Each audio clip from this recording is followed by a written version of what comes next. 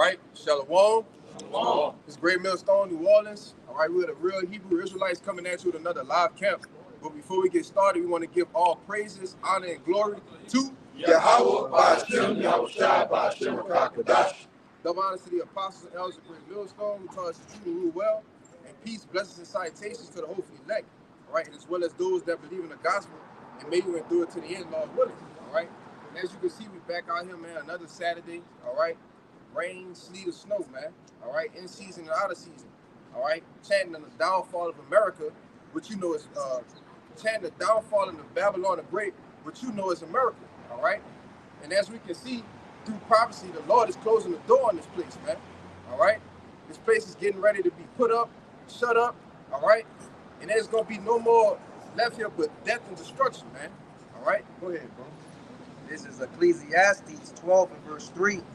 It says, in the day when the keepers of the house shall tremble, and the strong men shall bow themselves, and the grinders cease, because they are few, and those that look out of the windows be darkened.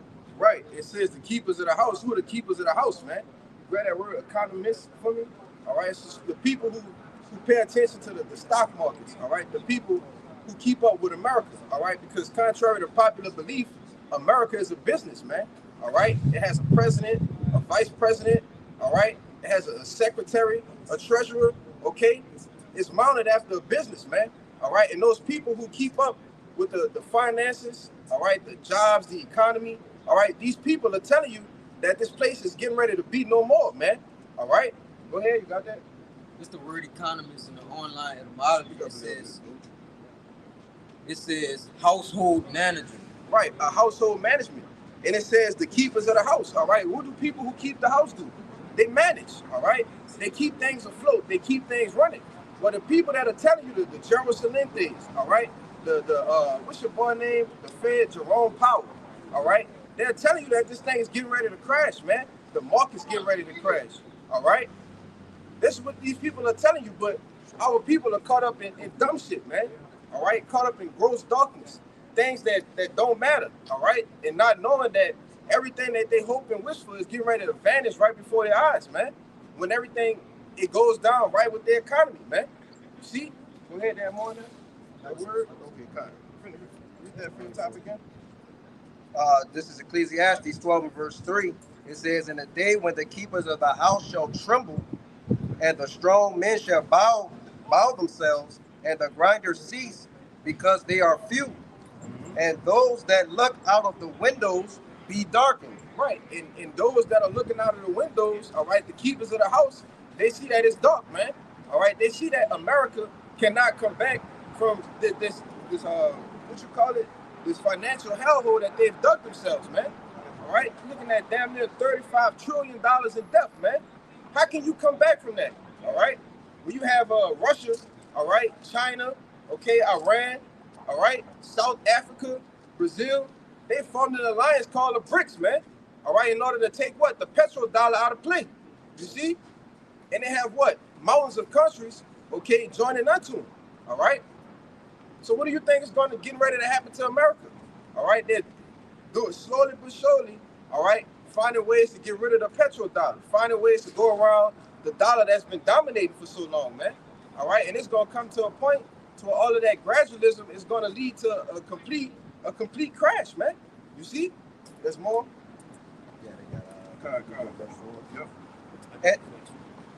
and the doors shall be shut in the streets when the sound of the grinding is low. Right, the sound of the grinding is low. We can see that every time they come with a new economical outlook for this society, the jobs are in the downtrend.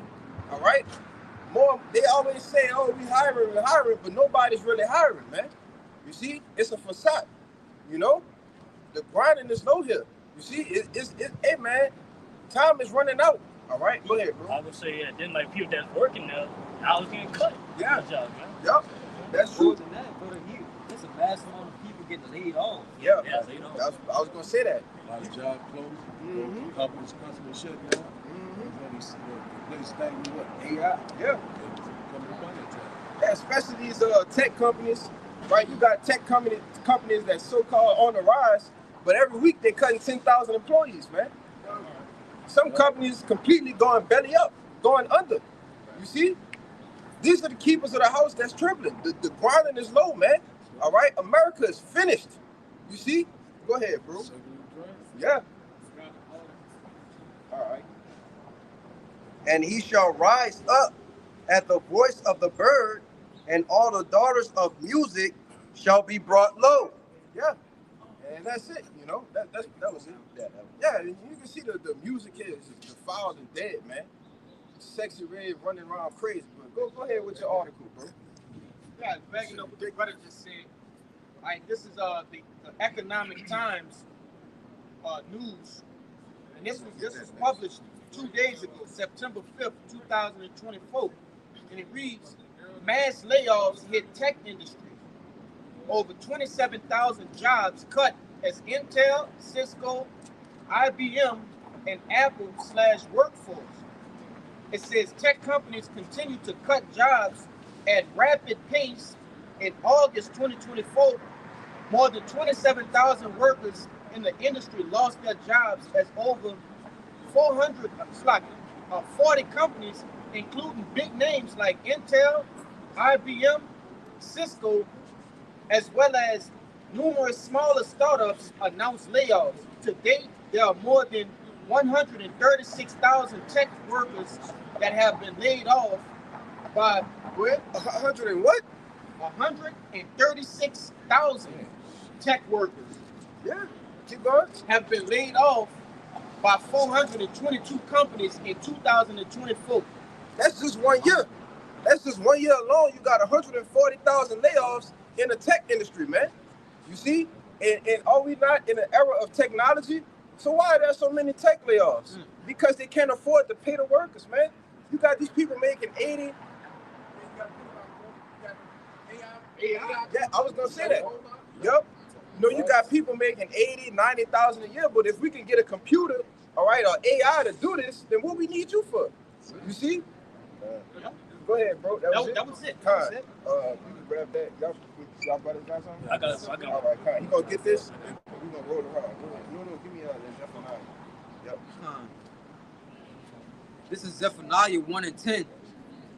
It says, and it shall come to pass in that day, saith the Lord Yahweh, that there shall be the noise of a cry from the fish gate, and a howling from the second, and a great crashing from the hills.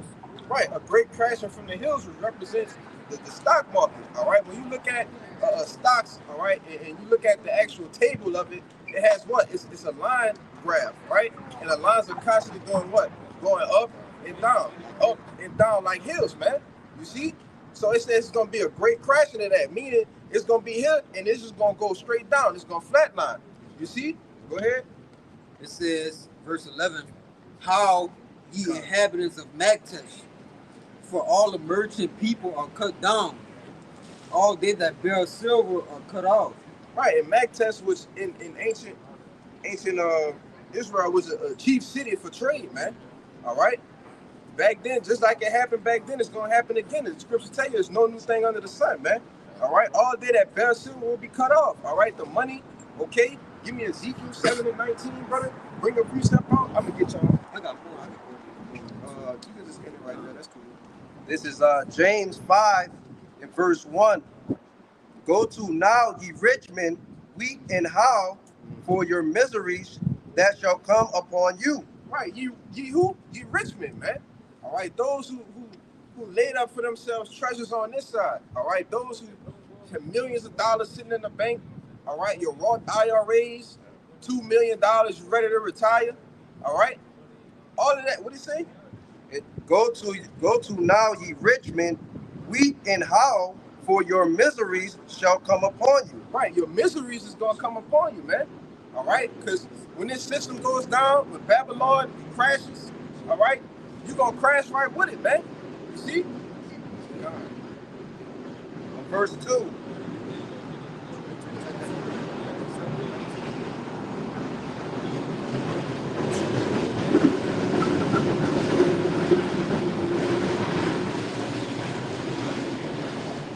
James 5 and verse 2. Your riches are corrupted, and your garments are moth-eaten. Your silver, your gold and silver is cankered, and the rust of them shall be witnesses against you, and shall eat your flesh as it were fire. Ye have heaped treasures together for the last days. Fine. So these different globalists, different elites, the different people who's harbored all this money to themselves. I think even the queen before she passed, she had over $500 billion of gold, and that's just what we knew of. So these different people that's dependent on their money to save them is gonna fail them at the end of the day. Yeah, man, your riches won't save you, man. All right, because we getting ready to walk into a system to where if you don't have a MOT, the mark, all right, which we know as the RFID microchip, then you won't be able to be a part of this society, man. All right, you won't be able to get down with the things of this world if you don't have a thing in your hand, man, which is the RFID chip, man. You see, the C hip. All right. Go ahead, bro. Bring that out. You have more? This is Ezekiel 7:19. It says, they shall cast their silver in the streets, and their gold shall be removed. Why would people cash? And when we talk about silver, we talk about money, all right? Because back in the ancient world, all right, silver, gold, cattle was how you would be deemed rich, all right? That was the currency, all right? We live in a society today, what the elites have set up here is fiat currency, all right? Paper money, okay? Digital money, things that don't have any value to it. You can go on the, what's the national debt clock, all right now, and see how much money is a paper dollar to gold. It's like 20,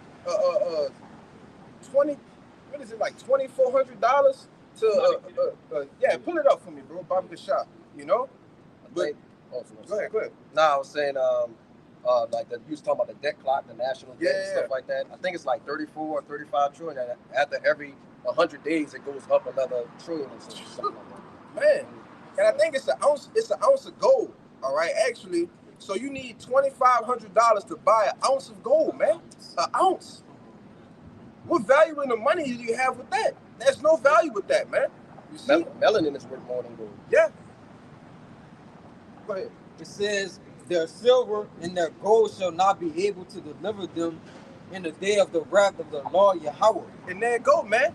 Your silver, your gold, your money won't be able to deliver you in the day of Yahweh B'Shem Yahushua, man. All right? Putting up the spiritual treasures, man. Give me that and grab that from me in Matthew 6:20. You got that? I got it for the NLT. I got that. Yes. Yep. Go ahead, read in the NLT. Con, this is Ezekiel 7:19 in the NLT. It says, they will throw their money in the streets, tossing it out like worthless trash. Like worthless trash. And we seen that, what was that, a year and a half ago? With, what was that, Venezuela? All right, you literally had stacks of money this high sitting on the table just flying down the street, man. All right, you're going to see blue faces, $100 bills just rolling down the street because the money won't mean nothing, man. All right? We walking into a digital society, all right? And we constantly see it week in, week out, man. Places you go to, cash is no longer accepted. Card only. It used to be cash only. You see? It's card only. Or you can pay with your phone, tap pay. You can pay with your hand. You can see the transition that we're moving into, man. All right? But the people are so low into a stupid that they don't really actually see the things that are happening around them, man. They trying to, what they want to do, go and get the bag, taste the bag. No, man, the Lord said, get your daily bread, all right? Get your daily bread to where, hey, you got enough money to pay your bills, all right? Pay your house note, your car note, whatever it may be, a little bit left over, all right, to have just a little bit of comfortability, all right? To the way that the point of, that we don't get bugged out, of course, all right? Get what you need, man. That's it. Because why? This society is getting ready to crumble, man. You want to say something? Yeah, I got appreciate back in. Go ahead. They have more than that? That was it? All right, go ahead. All right, so 1 Corinthians 7, verse 31. And they that use this world as not abusing it, for the fashion of this world passes away. Yeah, basically, like the brother's saying, like we do what we gotta do. You know, so to take care of ourselves. At the end of the day, we're not doing too much. We're not worried too much. You know what I'm saying? And as we can see, this place is crumbling and crumbling. Yeah. You know what I'm saying? Nothing's wrong with using the world, man. Get you a better job that's gonna pay you a little more. Nothing wrong with that. All right. Nothing wrong with getting you a better car. All right. The car giving you problems, you gotta cough up money. Nothing wrong with that. We use the world to do what? Get ahead, man. All right. But we can't abuse it. Yeah, or even like get attached to it. You know what I'm saying? 'Cause, hey, sooner or later, hey, we're gonna have to forsake the Lord, y'all. To keep those things. Because hey, we're not gonna do it. Lord will. Yep. That's right. That's right, bro. Go ahead. Matthew chapter 6 and verse 20 it said, but lay up for yourself. 19. Start with the move. So it says here, Matthew chapter 6 and verse 19 said, lay not up for yourself treasures upon earth, where moth and rust doeth corrupt, and where thieves break through and steal. Because see, that's exactly what this society gets you. All right, it wants you to invest in this place to where the things that you earn, all right, the money you make, all right, you can make millions of dollars, but then in seconds it can all vanish away, man. You see, but the Lord said this red letters, right, Art? Red letters. This the Lord said, hey man, don't lay up for yourselves treasures upon this place. All right, because the things that you invest in, you're not gonna be able to reap, man. You see, the things in this society that you invest in, you're not gonna reap, man. The only things that we are gonna reap is doing this work, all right? Being brotherly. You see, the things that's gonna get us on the terrace, man, salvation, man. You see? Go ahead, bro. God. Matthew chapter 6 and verse 20. It said, but lay up for yourself treasures in heaven, where neither moth nor rust doeth corrupt, where it's locking up. Hold on. The phone locking up a little bit. Yeah, but it said lay not up for yourselves treasures. It said lay up for yourselves treasures in heaven. All right, because these works, these count. Give me Galatians 6 and 7. Because the works that we do week in, week out, all right, throughout the week, being brotherly, all right, preaching the word, being instant in season, it's a reward for that, man. All right? The things that you invest in this society, it's no rewards. All right? And if it is a reward, it's corruptible. You see? Go ahead, Art. Let him finish that out. Okay, yeah.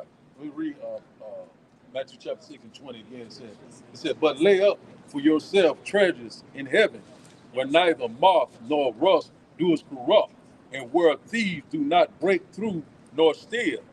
Verse 21 said, for where your treasure is, there will your heart be also. Right, and because thieves can't break through, nobody can come and steal the treasures that you putting up for the Lord, man. These things are recorded, all right? The angels are recording these works in the heavens, man. Nobody can take this away. You see? People can come in this society and steal your shit. They can steal your car, all right? While you're at work, they can rob you for the possessions you got in your house, all right? We can't get robbed from the works that we're doing for the Lord, man. You know? It said, where your treasure is, that will your heart be also.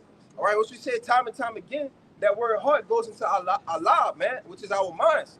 You see? And our minds is constantly fixed on serving Yahweh Bashim Yahushua in order to get to the chariot. Go ahead, make your point, huh? Man, not even that can steal away these treasures that are, yes, right, that the Lord is rewarding us with. See, Scripture tell you that man's works gonna follow.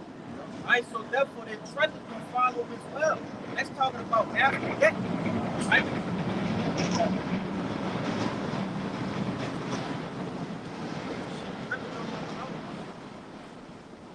But Scripture tell you that some men gonna taste death, right?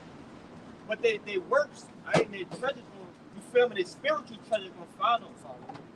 You got it. Bring that out. All right, go ahead. This is the book of Proverbs, chapter 11 and 4. It says, riches profit not in the day of wrath, but righteousness delivered from death. All right, kind of what the brother was going into with that Ezekiel, you know, that riches is not going to save you. All right, but it tells you that the righteousness delivered us from death. All right, our spiritual currency. All right, as long as we put in that work in and we continue to, you know, do the things that are commanded of us, you know, those are the things that are going to deliver us, you know? You got it, bro. Kalani, you still have one? Yeah. Because you don't want to get it twisted. We do need money, but we don't need it how other people need it. All right. This is the book of Ecclesiastes 7:12, and it reads, "For wisdom is a defense, and money is a defense." Ooh, Baba Gashan. Baba Gashan. If I can say something. Go ahead. Yeah. Because a lot of the people in this world, they use money as a defense, right? Right. Am I? No. That's all people have to defend themselves with is money. All right. And I was just speaking about this the other day, because if you can't defend yourself with money, well, what else are the people going to defend themselves with? Nothing. So they just gonna do what? Walk right into what? Getting the MOTB, man. You see? It say wisdom is a defense though, because only the men who the Lord has anointed, all right, with the Kakwadash, the Holy Spirit, is gonna be the ones that is gonna actually utilize wisdom to defend themselves, man. All right, to get by in the times to come. Go ahead, bro. It reads, "But the excellency of knowledge is that wisdom giveth life to them that have it." And it's, you got it. Pretty much, and that's going back to what? That Isaiah 33. Bring it out. Bring it Hey, out. wisdom and knowledge shall be the stability of that time. He's holding that. Oh, yeah, go ahead. This Wait. is Isaiah 33 and verse 6, and it says, "And wisdom and knowledge shall be the stability of thy times and strength of salvation. The fear of the Lord is his treasure." It didn't say money, all right? It didn't say weapons. No, it said wisdom. You see, the things that we storing, like the brother said, in our arms right now, the things, hey, the Lord is allowing us to store these things in our spiritual bank accounts. You see, that's going to be the times where you're going to have to cash out, man. Yeah. You see? Hey, because we are investing right now. When they say you buy while it's low, hey, the stock in the kingdom of heaven is low right now, man. It's a few men, the hopefully elect men, all right, the believers, the believe the Akwat, all right, and the those whose children and families are deemed for salvation, all right. It's hey man, the stock of the kingdom of heaven is low, man. That's right, brother. And we've been buying since the day that we came into the truth. All right, but it's gonna come a day to where hey, the stock of the kingdom of heaven, brother, it's gonna go through the roof, Yeah, it's gonna when that famine of the word hit. Yeah. You see? Because Jake, we gonna sit out here and be, the Lord gonna be giving out these treasures forever. The Lord is damn near giving money away, spiritual money away right now. You see? Yeah. Jake think we gonna be out here preaching forever while the missiles dropping this shit, while the troops on the streets. They think we gonna still be preaching, but little do they know there's a thing in these scriptures called the famine of the word, man. All right, a famine of the word. Hey, and Jake gonna get their ass handed to him, man. It said they gonna run to and fro to seek the word of the Lord, man. Yeah. So what's really benefiting you right now? Being here in camp, That's right. all right? Going to do some dumbass, wicked ass shit in the world, man. What's really benefiting you right now? Go ahead, I got one. Isaiah chapter 55 and verse 6. It says, "Seek ye the Lord while he may be found. Call ye upon him while he is near." So, Break it down. okay, so a lot of people, they constantly, not seeking the Lord. They still want the riches of this world. They constantly being a happy-go-lucky. Want to be a busybody of this world. One thing about we see that this society is constantly breaking down. We're seeing that the infrastructure, all sorts of things are happening. We're seeing that the nation is divided. So you got the only way you can seek the Lord is through what? Through his mouthpiece, the prophet. That's verse 7. It says, "Let the wicked forsake his way, and the unrighteous man his thoughts, and let him return unto the Lord, and he will have mercy upon him. And to our power he will abundantly pardon." So that's what we ought to be doing. If you're not seeking the Lord, and you're seeking death. You got it. Yeah, man. And the Lord said, hey, man, let the wicked forsake his way and the unrighteous his thoughts, and he will abundantly pardon. That's it. Hey, man, even though our righteousness as a filthy rag, still turning away from that, hey, man, the Lord look upon that. Get that in Matthew, where it tell you the angels rejoice. Rejoice when one man turned it back from his ways, man. Go ahead, bring that on out. You let it go.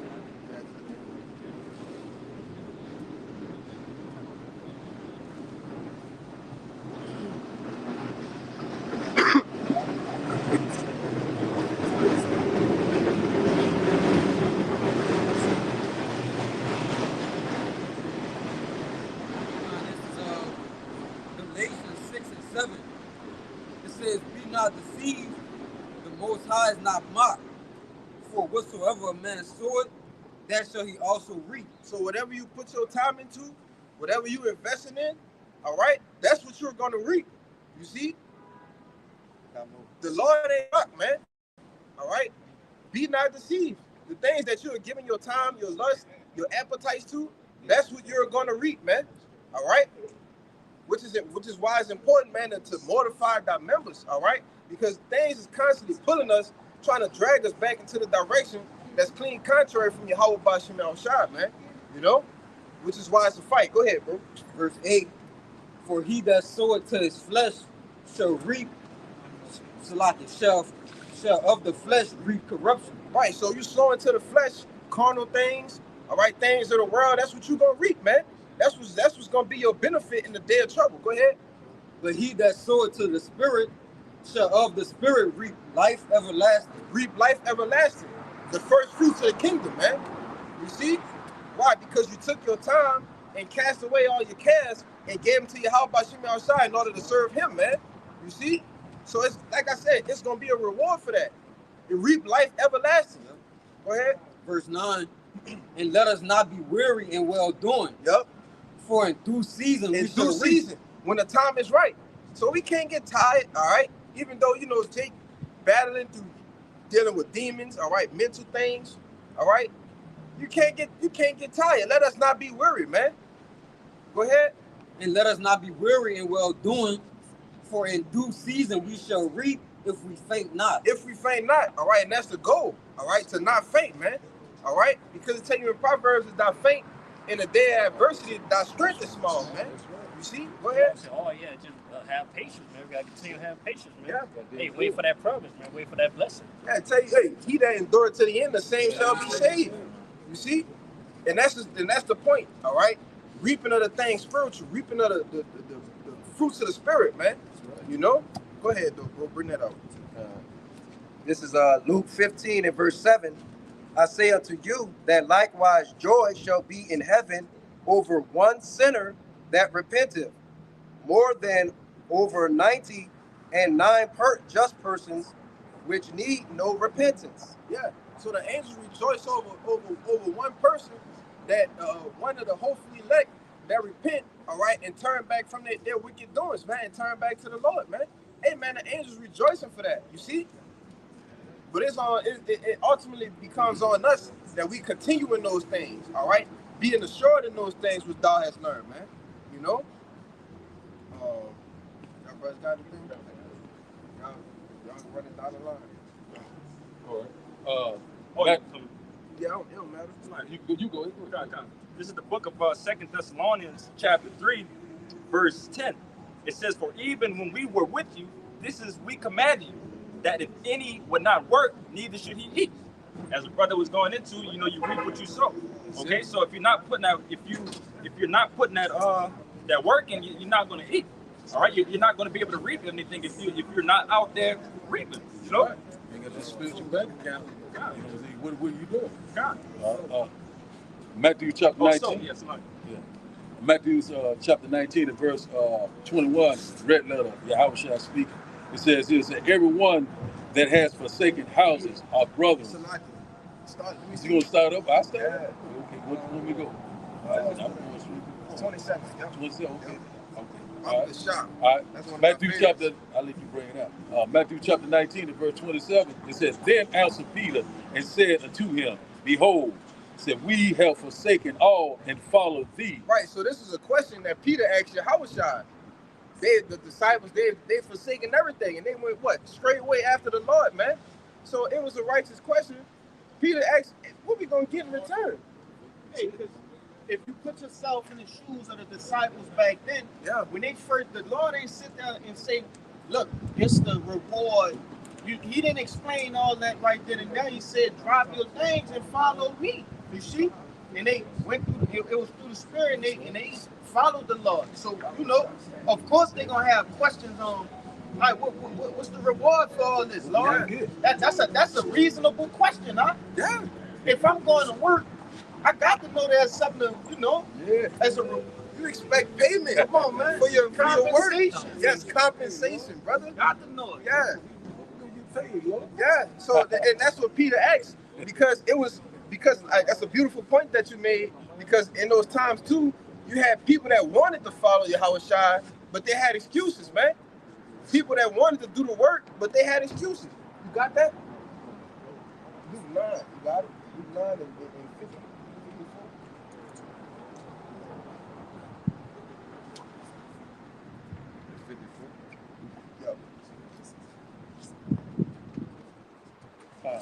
This book of Luke, chapter 9, verse 54.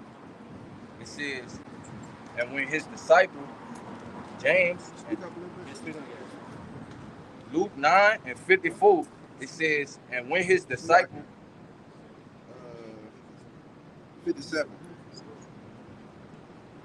It's verse 57, it said, and it came to pass that as they went in the way, a certain man said unto him, Lord, I will follow thee wheresoever thou goest. Verse 58. And Yahushua said unto him, foxes have holes, and birds of the air have nests, but the Son of Man had not where to lay his head. Keep going. And he said unto another, follow me. But he said, Lord, suffer me first to go and bury my father. Right, so, man wanted to go, have a bury his father, have a time of bereavement, and people, Yahushua told him, man. Yeah, Yahushua. Yeah, this Yahushua, the Son of Man. Yeah, go ahead, bro. Yahushua said unto him, let the dead bury their dead. Now I tell you in Proverbs 21 and 16, he that wandering out of the way of the congregation, or wandering out of the grab that for me, Bobby Shaw kind of butchered it. Because I'm coming back to that Matthew too. Yeah, I'm coming back to that. It say he that wandering out of the way of understanding shall remain in the congregation of the dead, man. So he told him let the dead bury the dead. Why? Because he was out of the way of understanding. He wasn't ready to give up everything that he had to go and just follow the Lord straight away, man. You see, which is why we're going to come back to that. Go ahead. Yahushua said unto him, let the dead bury their dead, but go thou and preach the kingdom of God. Yep, keep going. And another also said, Lord, I will follow thee, but let me first go bid them farewell. Yeah, so I'm coming, Lord. Just look, let me go home, tell them, look, I'm going to follow Yahushua. I'll be back later. No, man, the Lord, what the Lord said? Go ahead, it's at 62. Come. Verse 61, it said, and another, 62, yeah. 62, and Yahushua said unto him, no man having put his hand to the plow and looking back is fit for the kingdom of God. Yeah, so if you ready to put your hand to the plow, man, you can't do it with the idea of looking back to the things and the cares of this world. All right. Now, when I say that, what I mean by that is, yes, brothers got families. You got to take care of your family. I ain't saying to just say straight away, fuck the children. No, nah, brother. We deal upright. That's all right. Off, anyway. That's all, brother. Yeah. So it's talking about putting this truth on the forefront. All right. Putting this, like the elder always say, everything should rotate around the ministry. All right. Everything comes second after that. People in the world, the Christian world, what they say? Oh, you got to put God first. Well, we literally are putting the ministry, all right, which is Yahweh B'Shem Yahushua first, man. All right. You don't have a thing to, deal with other things and put this before the ministry. Go ahead. No, because just look at their whole setup. They go to church on one day out of the week. Yep. That's the only day that they dedicate to the Lord. When every day, if you in it, especially like Great Millstone, man, you need to be watching videos daily. At least reading, you're filming 2-3 times, you film out the day, at least something spiritual. Yeah. They don't do that, man. They have to designate one day out of a 7-day week, to worship the Lord, man. Just lip service. Yeah, it's just really lip service, man. But I got a precept for you if you was finished with it. Yeah, that's finished. Got something to back that up, though. This is on the book of Matthew, chapter 4, and verse 18. And it reads, and And Yahushua walking by the sea, that's not mine. And Yahushua walking by the sea of Galilee saw two brethren, Simon called Peter and Andrew his brother, casting a net into the sea, for they were fishers. And this what the Lord said. And he said unto them, follow me, and I will make you fishers of men. And they straightway left their nets and followed him. Verse 21. And going on from thence, he saw other two brethren, James the son of Zebedee, Sons of thunder. and John his brother, in a ship with Zebedee, their father, mending their nets, and he called them. And this is the point. And they immediately left the ship and their father and followed him. So Hey, what? but look, it said, they tell you in Sirach 5 to make no tarrying. Yeah. It wasn't no time to sit there and contemplate on following the Lord, man. But go ahead and make your point, brother. Nah, because, hey, when the Lord, it's tell you what, you got to open it in Revelations, I forget what chapter, when the Lord is knocking on the door, you see, if you could grab that, hey, eventually, somebody that's knocking at your door, they going to leave, brother. And we talking about the Lord here. All right, we talking about salvation. You think the Lord's going to beat your door down to save you? Nah, when he knock, you supposed to open that door. All right? You don't have time to, delegate and, nah, you got to open that door. In like manner, you got to straightway follow after the Lord when he calls, because that might be your last chance. Yeah, that's it. But you got to... Yeah, but you were just talking about. This is Revelation 3 and verse 20. It says, behold, I stand at the door and knock. If any man hear my voice and open the door, I will come into him, and he will sup with him, and he with me. Yeah. Hey, we talking about the Lord, man. The King of Kings, the Prince of Princes, right? The Alpha and Omega. You think he got time to sit at your front door, man? Yeah, he gonna sit down, get a chair, get him something to drink, and wait for you. And you are nobody. And you a nobody. Come on, man. Yeah.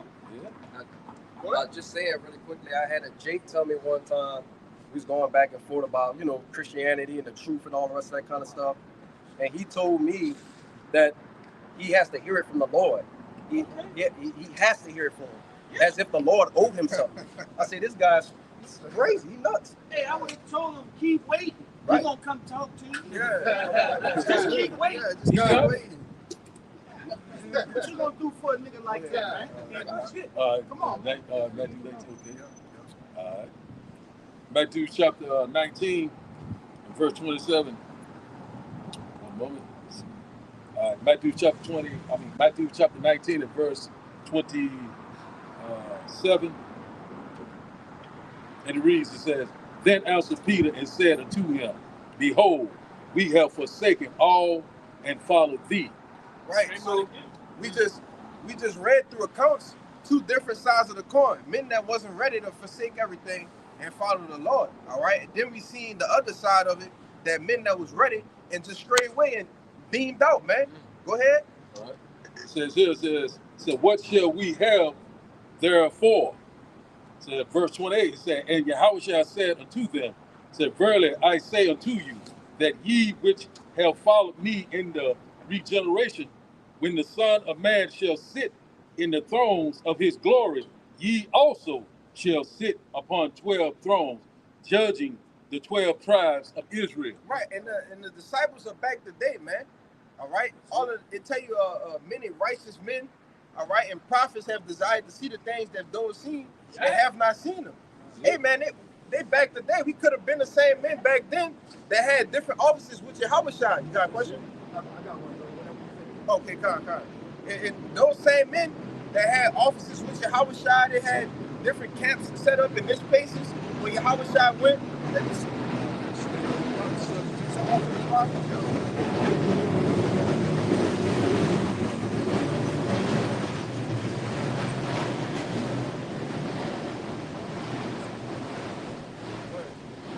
I was saying, for example, hey, Joe saying that Joel 19, man, he said he gonna see Yahushua, man, when he come back. know what I'm saying? They said that like a long time ago. Say he back today. They just show you reincarnation. Yeah, and as I was saying, you know, hey, those men, Peter, all right, the disciples from back then, was died grievous deaths, brutal deaths, man. They desire to see these things, but they are back what today, all right? The apostles, all right, tell you in Corinthians that the Lord has set forth the apostles last, man, to be made a spectacle unto the world. You see, the seers, the prophets, the same men that we read about in the scriptures could have very well been one of us, man. You see, Daniel, all right, Ezekiel, you about to get that Daniel 12? Yeah. All right, Jeremiah, Isaiah, man, those prophets, Amos, even the 1,000 prophets that Obadiah hid in the cave, man. Yeah. They are all back today, you see, to see the end of the salvation of the Lord. Go ahead, bro. Scriptures tell you what? The Lord reserved 7,000 men. Yep. You see that? That did not bow to these to Baal, man. Yeah. Man, 7,000 is just a number of completion. Complete number. See? That's right. Go ahead. I got that Job 19. I got it. Bring it out. Let him bring it out. Oh, sorry.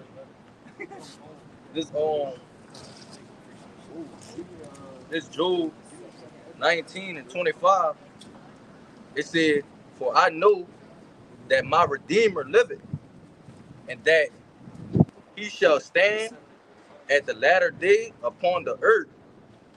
And though after my skin worms destroy this body, yet in my flesh shall I see God." Yeah, I would say, yeah, basically, the main point, Job said, in the latter days. We're in those latter days right now. You know what I'm saying? And he went there a long time ago, as I say. So what is he talking about, man? He talking about, hey, when he come back in reincarnation, in these times, he gonna see how shall come back. That's what he was saying. Hey. Bring this out right quick. This is 2nd Esdras 14 and 35. It says, "For after death shall the judgment come, when we shall live again. And then shall the names of the righteous be manifest." Right, after death, man. All right, when we live again. And this is the last reincarnation, Aku. Yeah. We ain't gonna die, come back another 100, 3-4 generations, as they say. You see, as the scriptures say, Salaki. You know, we not. Hey, this is the last reincarnation, so we ought to be putting our best foot forward for the Lord, man. The kingdom at hand. Huh? The kingdom of heaven is at hand. Hey, we seen through the different books that's holding the history. The Daniels, and so on and so forth. Hey, this is the last kingdom. It don't state another kingdom after this. The next kingdom is the kingdom of heaven. No more heathen are ruling after this, man. You see? Then you have what? Hey, after the elect in the kingdom of heaven and they repopulate the earth, no Israelite gonna die again. You see? But go ahead, I just want to make that point. It says, I'm going to start from the top. 2nd Esdras 14 and 35. "For after death shall the judgment come, when we shall live again. And then shall the names of the righteous be manifest, and the works of the ungodly shall be declared." Right, and we are getting ready to see the names of the righteous be made manifest. All right, how they going to be made manifest? Through salvation, the ones that be saved, man. All right, you're going to see the works of the ungodly. Why? Because they're going to be destroyed. All right, by nuclear fire. You see, by the concentrated heat from the chariots, man, the laser beams, man. You see, the works of the ungodly is going to be declared. Like I said, this is the last reincarnation. All right, it ain't going to be no more coming back and preaching again, man. You know. Go ahead, bring that out. Pop the shot real quick. I'm come back to it. Yeah, go ahead. This is Daniel 12 and verse 10. It says, "Many shall be purified and made white and tried, but the wicked shall do wickedly, and none of the wicked shall understand, but the wise shall understand. And from that time that the daily sacrifice shall be taken away, and the abomination that maketh desolate set up, there shall be 1,290 days. Blessed is he that waiteth, and cometh to the 1,350 and 30 days. But go thy way till the end be, for thou shalt have rest, and shalt stand in thy lot at the end of days. Right. And Daniel, like Daniel said, man, it's standing in thy lot. At the end of the day, it said, go thy way, Daniel, and rest. You see, rest is what? Synonymous with sleep, all right, which is, talking about dying and going to the spirit realm, all right? Then you come back, there's Job 3, right? 19? The brother brought it out. Yep. And hey, man, Daniel's back now, all right? Like I said earlier, all of the prophets are back, man, but finish that Matthew 19, so we go. You got something, Mark? No, that was all over. Oh, all right,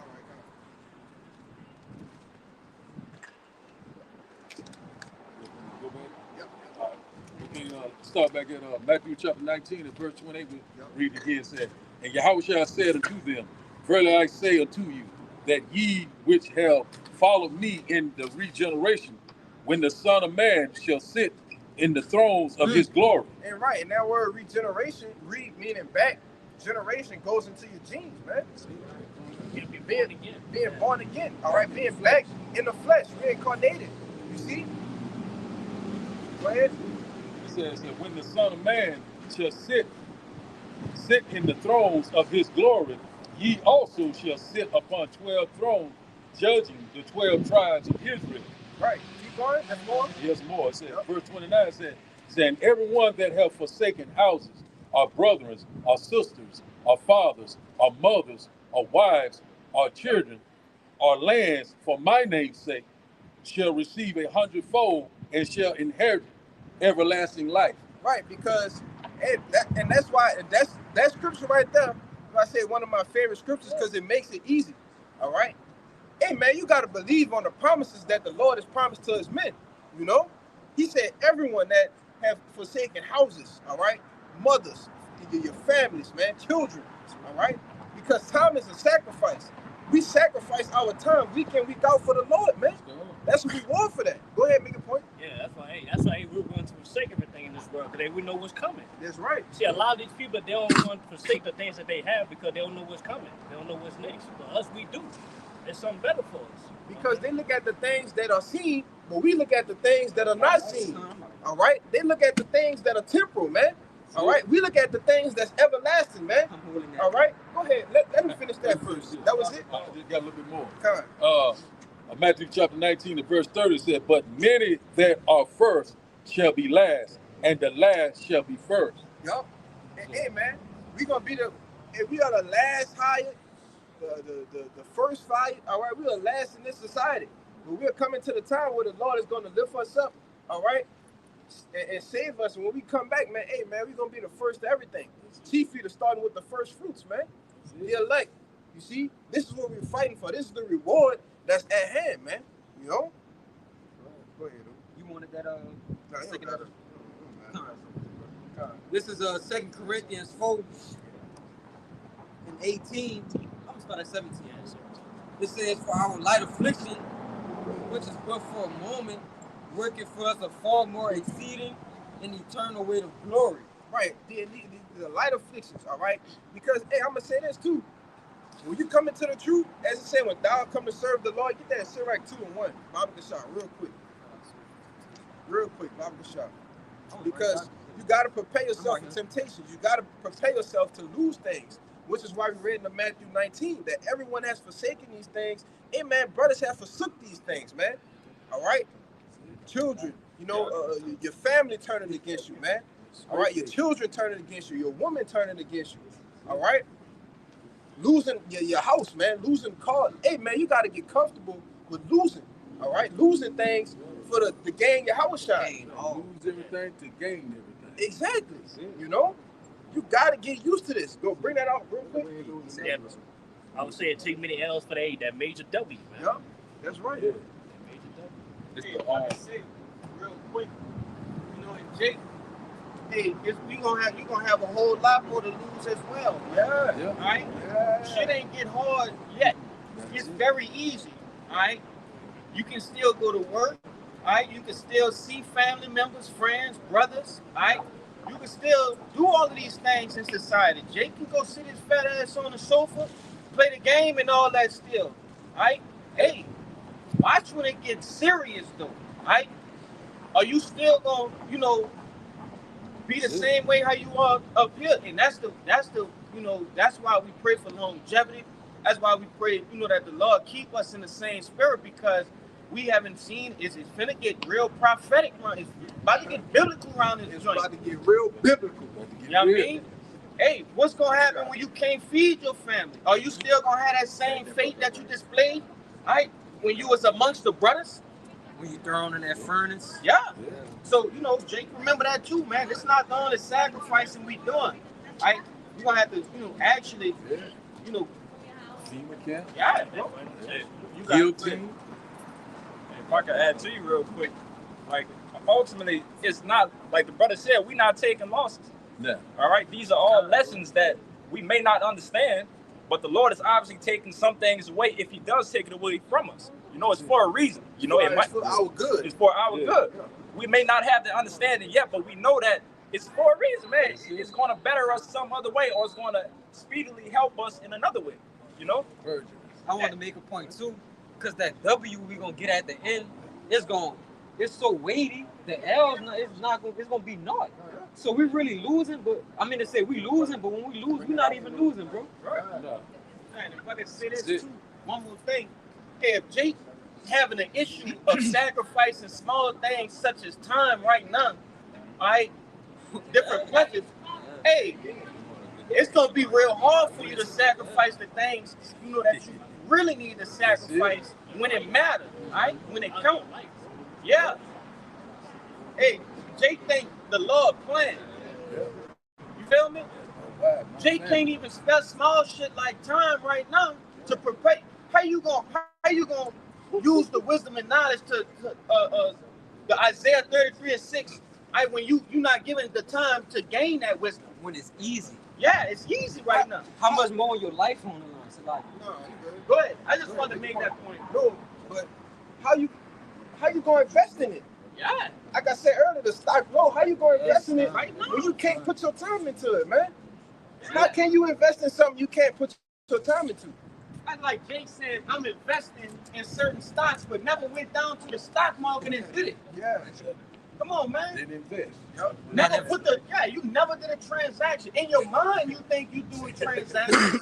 That's Proverbs chapter 12. They shall seek me early. Go ahead, brother, if I'm gonna invest in anything, brother, it gotta be the Lord first, bro. Yeah. Seek the kingdom of heaven. Everything else will be given unto you. I got you. Yeah, go ahead. This is the book of Revelation, chapter 22 and 11. It says that he that is unjust, let him be unjust still. And he which is filthy, let him be filthy still. He that is righteous, let him be righteous still. And he that is holy, let him be holy still. All right, that it sparked what you, Hezekiah, talking about, the dude talking about, I need to hear this from the Lord. And the brother said that you going to keep on waiting. Let them stay and they follow. All right?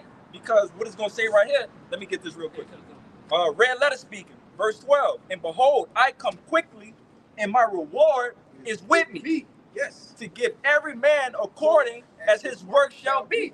All right? So while y'all over there doing that, we're going to be over here doing this. And the Lord is letting us know that it's a reward that he's coming with. Along with destruction that's coming to Babylon. Our brother Zaj is really soon. All right? But he's coming with a reward, those many mansions. All right? These things that he's speaking of. The things that we haven't seen yet, but we got to believe. And a reward is whatever you work for, whether you did good work or bad work. Yep. Right? You getting a reward. It ain't just good things. Right. You see, rewards are bad shit too. That's why he say he coming with his reward. Yes. To give to every man according to what his work shall be. Yes. Be not deceived. The Most High is not mocked. For whatsoever man sow it, that shall he also reap, man. Yeah. Go ahead, bro. Jake think we working hard for good. They working hard for bad. They working hard. Go get it. Hey, they gonna have a nice check at the end. It's like they working doubles and everything and wickedness though. Yes. You see, they working doubles and shit. Lord letting you know that you gotta work some way. You still gonna work regardless of this thing. You gotta. They working themselves to death. Yeah, working themselves to death, brother. Literally. Yeah. Y'all got it. Go ahead, read that. Bring that up. 17. Yeah, 17. It's Malachi 3:17. Yep. It says, and they shall be mine, said the Lord Yahweh of hosts. And that day when I make up my jewels, I will spare them as a man spared his own son that Right. served him. Because Yahweh Shai gonna spare the elect, man. The elect men, women, and children. All right? Those are gonna be the ones, and what the Lord is making up his jewels right now. Yeah. All right, as we alluded to, you know, with brothers battling, all right, fight demons, going through different shit, catching hell, all right. The Lord is making up his jewels, man. He's refining them, all right. He's bringing back that golden wedge of Ophir, man. All right, go ahead. You wanna make a point? Now I was about to say, it says in Proverbs 25:4, the vessel, the dross, I'm about to Take get away the dross from the silver. and let's confront the vessel from the fire.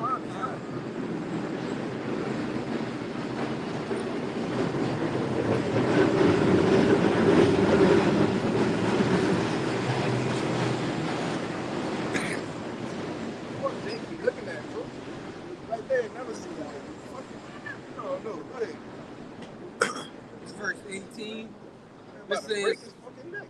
Then shall you return and discern between the righteous and the wicked. Right, because Yahweh Shai is coming back to discern between the righteous and the wicked. All right, so he can reward them. All right, he's going to give them as their whatever their work shall be, man. Hey, that's one of my favorite scriptures, out. Because that's heavy. Hey, man, the Lord is literally coming back to reward you. Yes, that's right. Get that word reward, Bob Bishop. Bring me, go ahead. It says, between him that serveth the Most High and him that serveth him not. Between him that serveth the Most High and him that serveth him not. Right, and the Lord is, and hey, man, the Lord is discerning daily. All right, not just when that day when he cracked the clouds. No, he's discerning daily. All right, between who's serving him and who's not. All right, which is why I tell you in 1 Peter that judgment gonna begin at the house of Israel, man. All right, these other camps. All right, men that's not right. They're calling on the names of Yahweh Shem Shai. Hey, man, he's gonna start making examples out of people, man. Yeah, at my sanctuary. Go ahead. Hey, check this out, man. The Lord not sitting there sorting through people names. Like, hey, did he do? No. Hey, the angels just recording shit. The Lord just, hey, the angels just giving a report to the Lord. It's like, yeah, Lord, hey, this the book of life, and everybody else chap. You feel me? This, hey, the Lord not sitting there deciphering nothing. Yep. He just gonna get the paperwork. All right, that's them. Come on with me. We about to go handle that. You see? Hey, Jay thinks the Lord just sitting up there. All right, he go over here to the left. He did good to the right. Nah, it's not like that, man. You know? But like that brother said, hey, the angels, they gonna discern who served the Lord and who didn't, man. Go ahead. It's that word reward in the online etymology. It said, what one deserves just deserts. The meaning, return or payment for service or hardship. It said, what reward in the online etymology said, what one deserves just deserts. What one deserves. One you see, deserves, the Lord is yeah. coming back to give you what you deserve, what you work for. You see? Hey, man, it could be, hey, man, hey, I don't want to watch the Zowie on the right side of that reward, man. You know? Because, hey, brother, we ain't exempt yet. You know? We ain't exempt, huh? So I don't want to ride the Zowie, you know, Lord willing, we hope and pray that we be a part of that right side of the coin on that reward, man. Go You ahead. gotta finish. Yeah, the job ain't done. The job's not finished yet. We finished. Yep. It said the meaning, return or payment for service or hardship. Also something given recognition of merit, virtue, or a prize. And also from the late 14th century, sometimes punishment, recompense for evildoing. Man. Hey, let's just close the camp. You know? Man, you know? That's enough said. Hey, enough said, brother. And that's just the definition scriptures that talks about the reward for the righteous and the reward for the wicked, man. And I never really looked that up. But the spirit just be moving. Look it up. Hey, man, they gave you the right side of the coin, but then they said punishment for evil deeds, man. You see? Say, look at the words. Yeah, man. You gotta get into the words, brothers. Now I learned because we get into words, and I know reward and consequence don't have to be the same thing. A reward can be a consequence. Can be a consequence, yes. Hey, consequence could be a reward. Yeah. There's good consequences and bad consequences. Yes. Yes, brother. Yes, brother. Go ahead. This is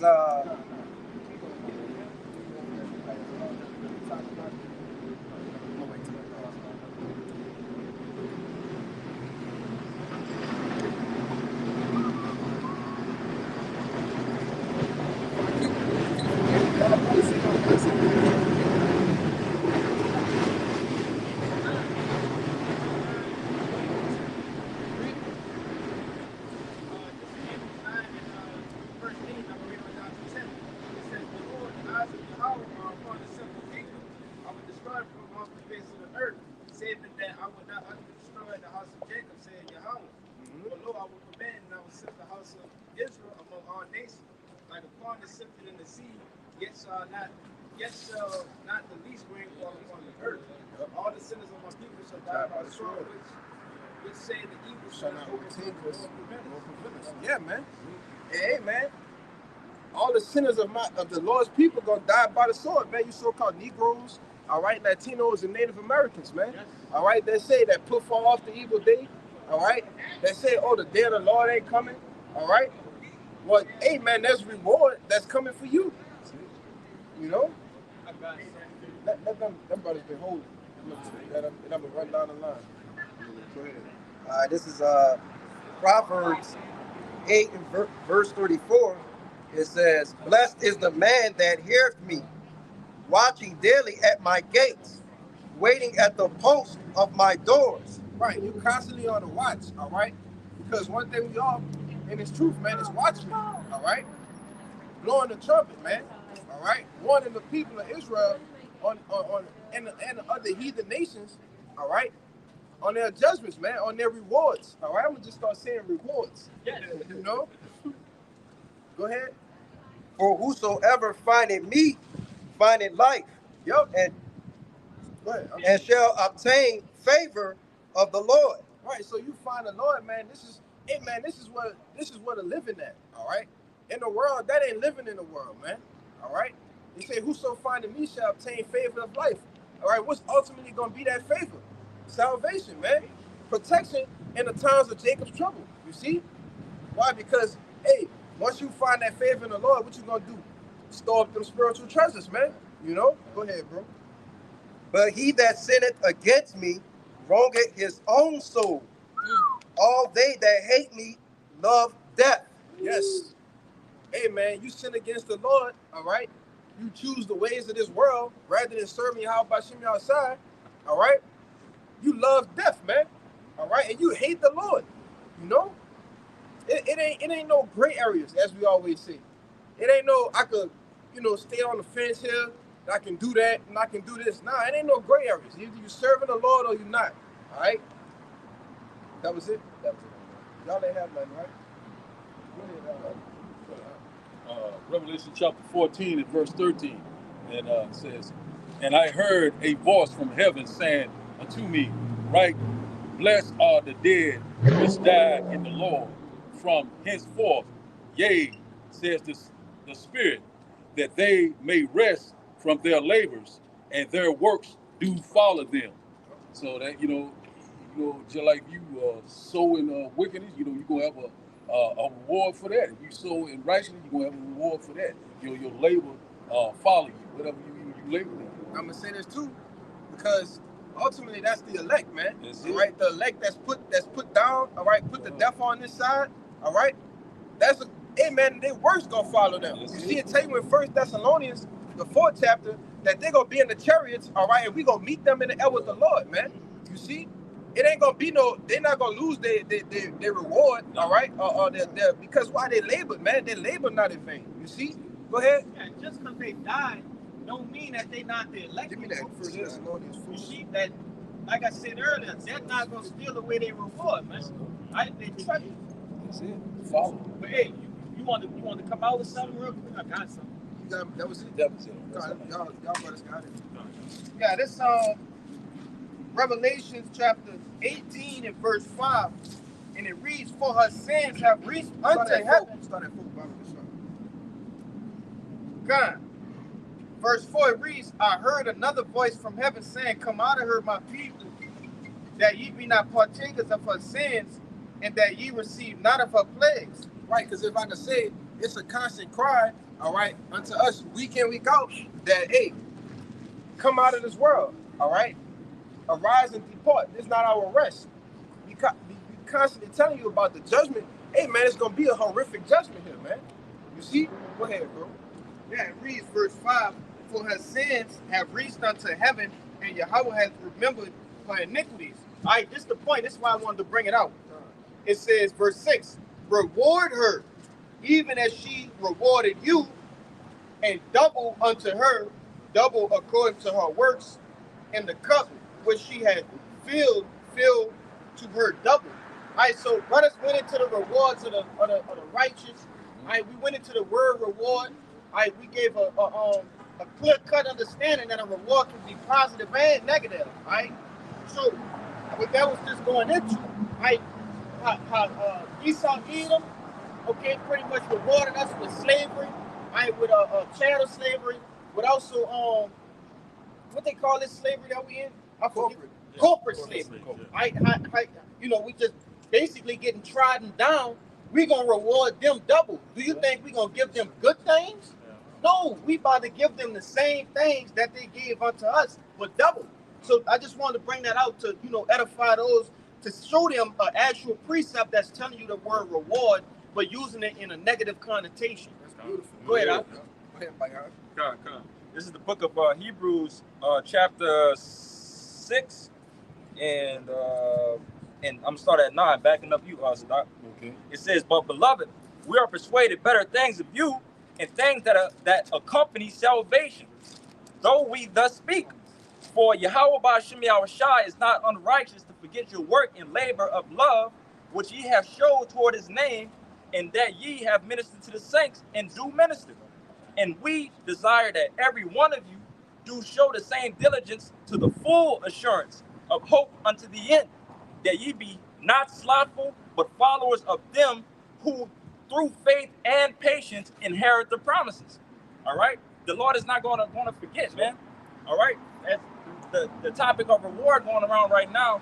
These things should be pretty natural to us right now. That we're going to continue to work and have that fervent spirit that we constantly pray for, to continue to try to receive that reward at the end. Okay. Bring that out, because that's gonna back up both of y'all brothers with that point that y'all made about dying or being put to death. Hey man, death ain't gonna stop us from being a part of the elect, which is why we really don't care. All right. Esau Edom really, we really don't give a fuck what you do, man. All right. The Lord said he gonna meditate, he gonna put it in our mouths what to say, man. So we really don't give a fuck. Go ahead, bro. This is Isaiah 57 and 1. "The righteous perisheth, and no man layeth to heart, and merciful men are taken away, none considering that the righteous is taken away from the evil to come. Keep going. He shall enter into peace. Yep. They shall rest in their beds, each one walking in his uprightness." Right, and so, you want to say something? Go ahead, make your point. Yeah, because it said he shall enter into peace, and they shall rest in their beds, man. So, hey, once you get cut off, what they say, you get deleted. All right, you go back to the spirit while you at rest. Hey, man, when Yahweh Shai jump off the throne, I don't want to right to say you a part of the elect, you gonna come with him. You see? Make a point. Yeah, because at the beginning it said that nobody don't count that. Yeah, they don't count it. Yeah. Read that little part in the beginning where it say righteous perisheth and no man led to harm. Yeah, just read to the beginning. I'm gonna stop. Go ahead, Al. The righteous perisheth, and no man layeth to heart, Keep going. and merciful men are taken away. Keep going. none considering that the righteous is taken away from the evil to come. Yeah. And see, that's another thing. Hey, the Lord can have mercy on certain brothers, but allowing them to, basically be deleted for righteousness' sake. Yeah. Because it said nobody consider that they being taken away, that they don't have to go through the shit. You feel me? All that other shit. Yeah, watch that now.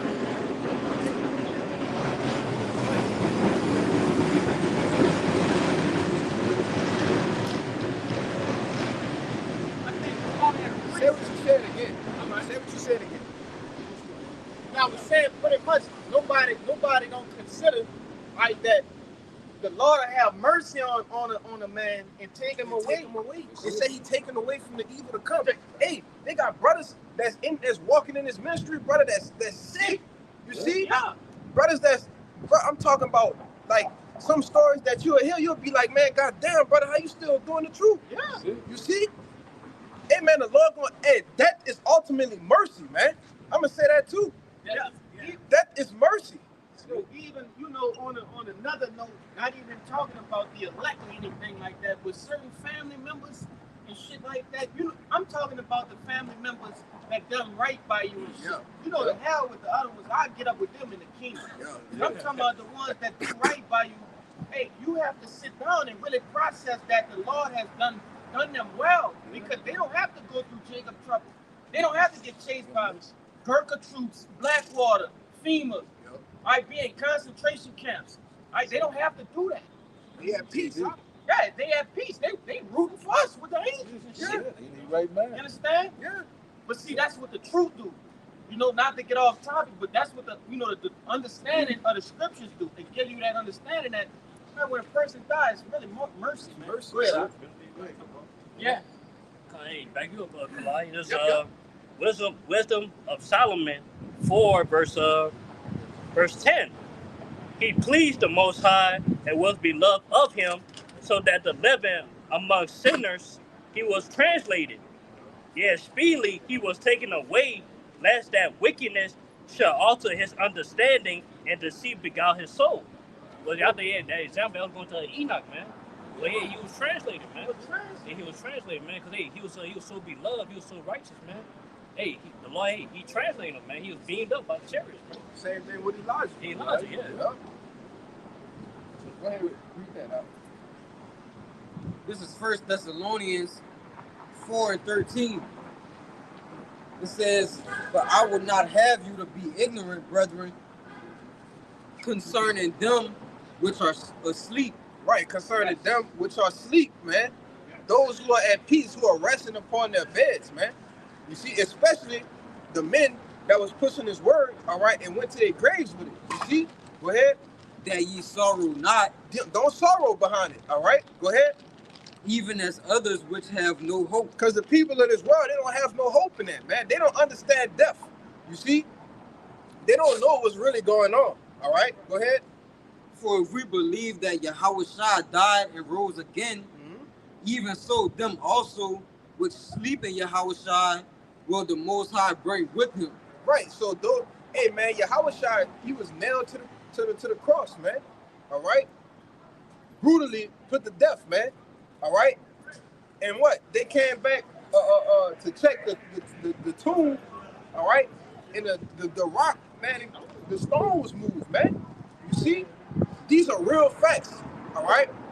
So if you believe on that, then it should be a small thing to believe that the men that you're doing this work with, or the men that you pushing this work with, or even those who believe that be put to death on this side, that, hey, when Yahushua come back, I know in my mind that they coming back with him, man.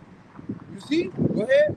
It says, verse 15, "For this we say unto you by the word of the Lord, that we which are alive and remain unto the coming of the Lord shall not prevent them which are asleep." Right, so, hey, dying ain't gonna stop you from being part of the elect, man. It said, we which are alive and remain shall not prevent them.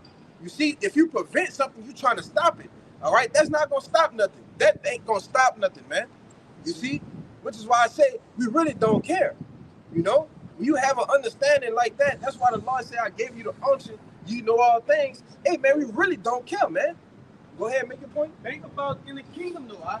If all of these things are being recorded, hey, that's a monumental thing to be to die for the Lord. I'm about to get that. I'm about to get that. Precious is the death. Yes, You know, that's monumental. Okay, you're gonna have,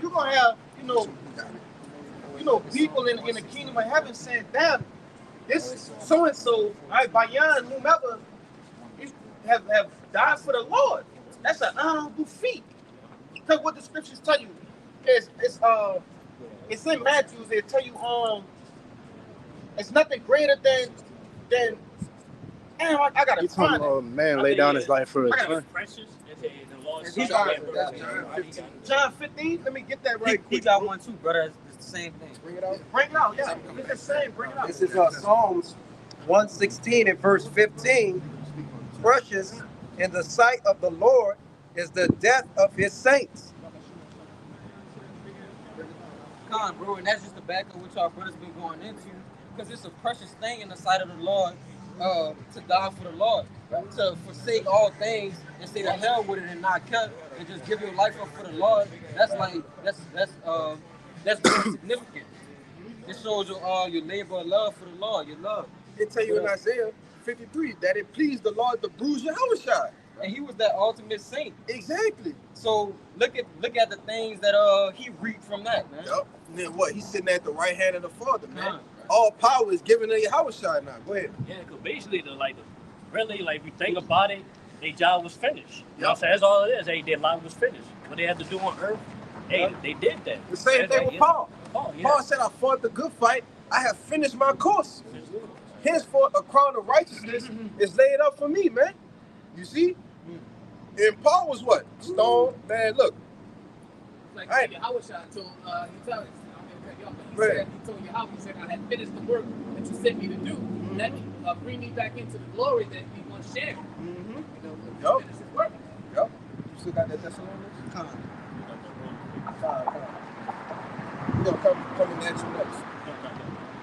Back in the 1 Thessalonians 4 and 16. It says, when we start back at 15, what I just read? No, Verse 16. For the Lord himself shall descend from heaven with a shout, with the voice of the archangel, and with the trump of the Most High, and the dead in Hamashiach shall rise first. Right. They coming with Yahushua. They first, man. In the chariots already. You see? The men that's left, go ahead. It said, verse 17, then we which are alive and remain shall be caught up together with them in the clouds to meet the Lord in the air, and so shall we ever be with the Lord. Right, we're going to meet the Lord. We're going to meet Yahushua in the chariots, all right? Lord will, we get beamed up. We're going to meet Yahushua in the chariots with those other men that died for the Lord, man. You see? Hey, that's heavy. Hey, read verse 18, Baba Kashah. Because these, hey, man, this is what, man, go ahead, bro. That's that Faith boosters, man. Verse 18, wherefore comfort one another with these words. Right, these are words of comfort, man. That's why I say we really don't care. You know, whatever whatever's written for us in our allotted lots, all right, we really don't care. We know we gotta go through it. All right? It's already been written in the spiritual realm. We just gotta walk through it, man. We putting all our eggs in one basket with the Lord. Yep. And then it is what it is after that. That's it. That's it. Go ahead, Brian. Why would that be written? Why would that next line be written? Because that is a scary thing if you don't know where you're going after this. Right. You got people that, say that they don't want to die and things like, none of us want to die. All right. Yeah, kind of. But, none of us won't die. Of course we don't. All right, but that was written, so it said, read that last little part again. It says, comfort one another with these words. Yeah, he used comfort, right? Yeah. Because this, you have to have an understanding that, we have that answer to that big question: what goes on after death? Yeah, you see, that's it. And that brings a whole bunch of comfort because you know what's going on. You know what I'm saying? It's also comforting to know we're gonna get compensation for laying our lives down. You got that time? No. Let Bayan get this. And them two brothers will hold it. Go ahead. This is the book of Romans, chapter 8 and 35. I got it. It says, who shall separate us from the love of Yahushua Mashiach? Shall tribulation, or distress, or persecution, or famine, or nakedness, or peril, or the sword?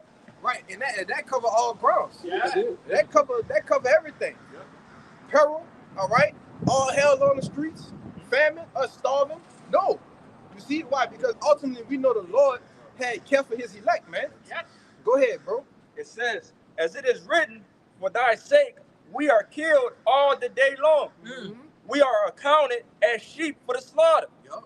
Nay, in all these things we are more than conquerors through him that loved us. Yep. Right. That's it. For I am persuaded that neither death, nor life, nor angels, nor principalities, nor powers, nor things present, nor things to come, nor height, nor depth, nor any other creature should be able to separate us from the love of Yahweh Bashim Yahushua. Hey, what it said, nor what, and nor things to come. What it said before that? It says, nor height, nor depth, nor any other creature should be able, no. Oh, it's 38. For I'm persuaded that neither death nor life. Hold on. He said he was persuaded. Persuaded. Let's get the word persuaded. That's faith, man. Yes. That's what it is. Let's Hey, get the faith, word persuaded. basically, faith is like a spiritual eyesight that we can clearly see, man. They know what's coming. Yeah, your confidence, man. Because the just shall live by faith. Let's get that word persuaded. Bible shop. This persuaded in the blue letter, G3982.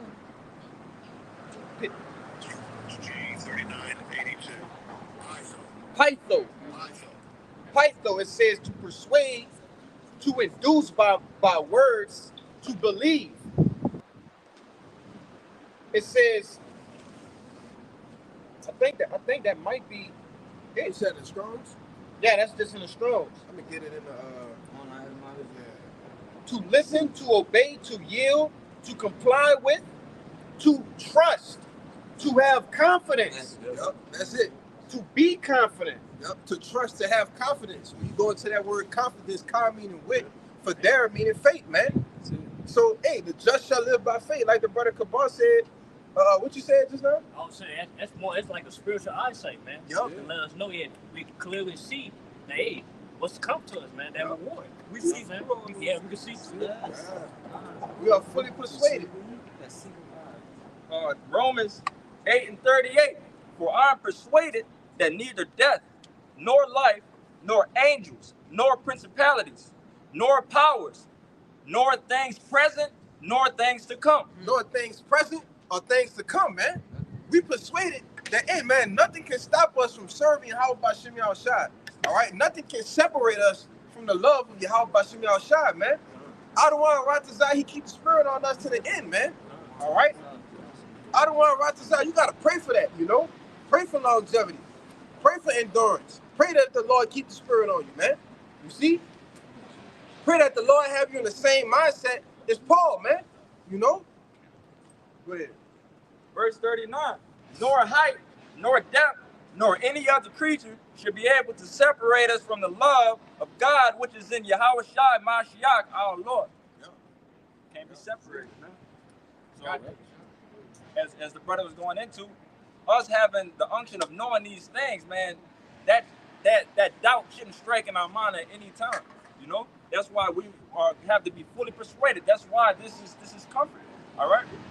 Because it tell you, it cover in Wisdom of Solomon.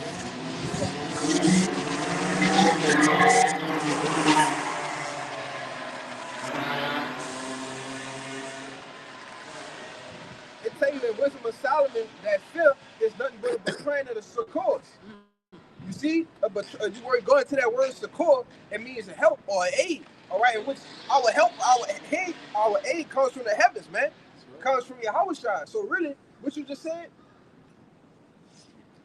Whatever. Yeah, because, but hey, you know, but that's all fear is, man. And look, the Lord didn't give us a spirit of fear, as it said in Timothy, man. You see? So we know that we are more than conquerors, and that we can do what? Get through Jacob's trouble. We can get through the collapse of America. All right, and Lord will, we get to the terrorists, man. The hour of temptation. All right. Go ahead. Oh, let everybody get in this, then I'm gonna come back to you. Second Ezra chapter 2 and verse 42. It said, I, Ezra, saw upon the mount of Zion a great people whom I could not number, and they all praised the Lord with songs. So let's talk about that great multitude, the elect, got the victory. Let's, verse 43 said, in the midst of them there was a young man of a high stature, taller than all the rest, and upon every one of their heads he set crowns and was more exalted, which I marvel greatly. Let's talk about Yahushua, the one that got the victory, got the reward, the one that persevered, they endured, They endure the same shit the same. So they get it, it's just what we waiting on right here. Yeah, and I like to always reference when that scripture come out, the brother, I don't know if y'all seen this video before with the brother, he was going into how he had a dream of the crowning ceremony. Man, I'm talking about goosebumps, man. All right, he talking about, how he, like he said, like how Ezra describing it, that's exactly how it was. All right, but you had each man of the elect that was coming up and he was getting his crown, and it was like Yahushua was putting the crown on his head, but the Yahushua wasn't putting the crown on his head. Yeah, like it was just, like I said, brother, it was spiritual powers. It was angelic. So when you read this, you got to visualize, hey, brother, we're going to be in new bodies. You see? We're going to be, in them spiritual bodies. So he was like, hey, Yahushua, it's like he grabbed the crown, but he ain't grab it, but he put it on his head. And when he put it on his head, it was just like nothing but electricity. Yes. Yes. Go ahead, bro. Just Come on, man. A point Better on say that. He said they had groups of people, circles, giant circles of people. And way in the back, they had a so-called innumerable multitude. And he said the crown, when he brought the crown out, it never touched his hand. It was just floating very slowly in a circle. And he never really touched the actual crown, but he sat it on his head, showing his spiritual powers. Yeah. Like that's why I say it's like he touched it, but he ain't touch it, man. He just and then he put it on his head, and it was like electricity, like this, and it was each crown was tailor-made for that man. I was just about to say that each crown was so beautiful and precious to every single brother, but they all was different. None of them was the same. It's like he knew exactly, if you could imagine a perfect crown, the Lord knows exactly what you imagine a perfect crown would look like, but it will be different from the next man. Tell it to these spirits. Yeah. Yeah. Hey, but that's what we adoring for, Akim. That's why this is what we fighting for, man. You see, this is the reward that we hope to have. All right. What's this one? I'm fucking thinking about the earnest expectation. Romans 8. I'm about to get that. Kai. You can finish that. Let me finish. Yep. Second Ezra chapter 2 and verse 46. It says, then said I unto the angel, said, what young person is it that crowneth them? Salaki, I want to make a point too, because the brother said, hey, you thinking, like I said, the visualization is crazy, because you got the innumerable multitude, then you got the 144,000 and everything else there. So it was cheering. It was like, praises to the Lord. Like you gotta, like it was excitement there, man. These men that stood so stiffly for the name of the Lord, man. Go ahead, bro. I just want to make that point. I want to add to you. It ultimately gave us that purpose, that drive that we all been looking for all our lives. And that's beautiful to know the end of these things. What's gonna come at the end. Because Jake wanted that $1 million. Jake wanted to hit the league. Jake had all these ambitions in this world, but now we understand that the Lord gave us a golden ticket for the kingdom. It's for us, bro. But you got it. Okay.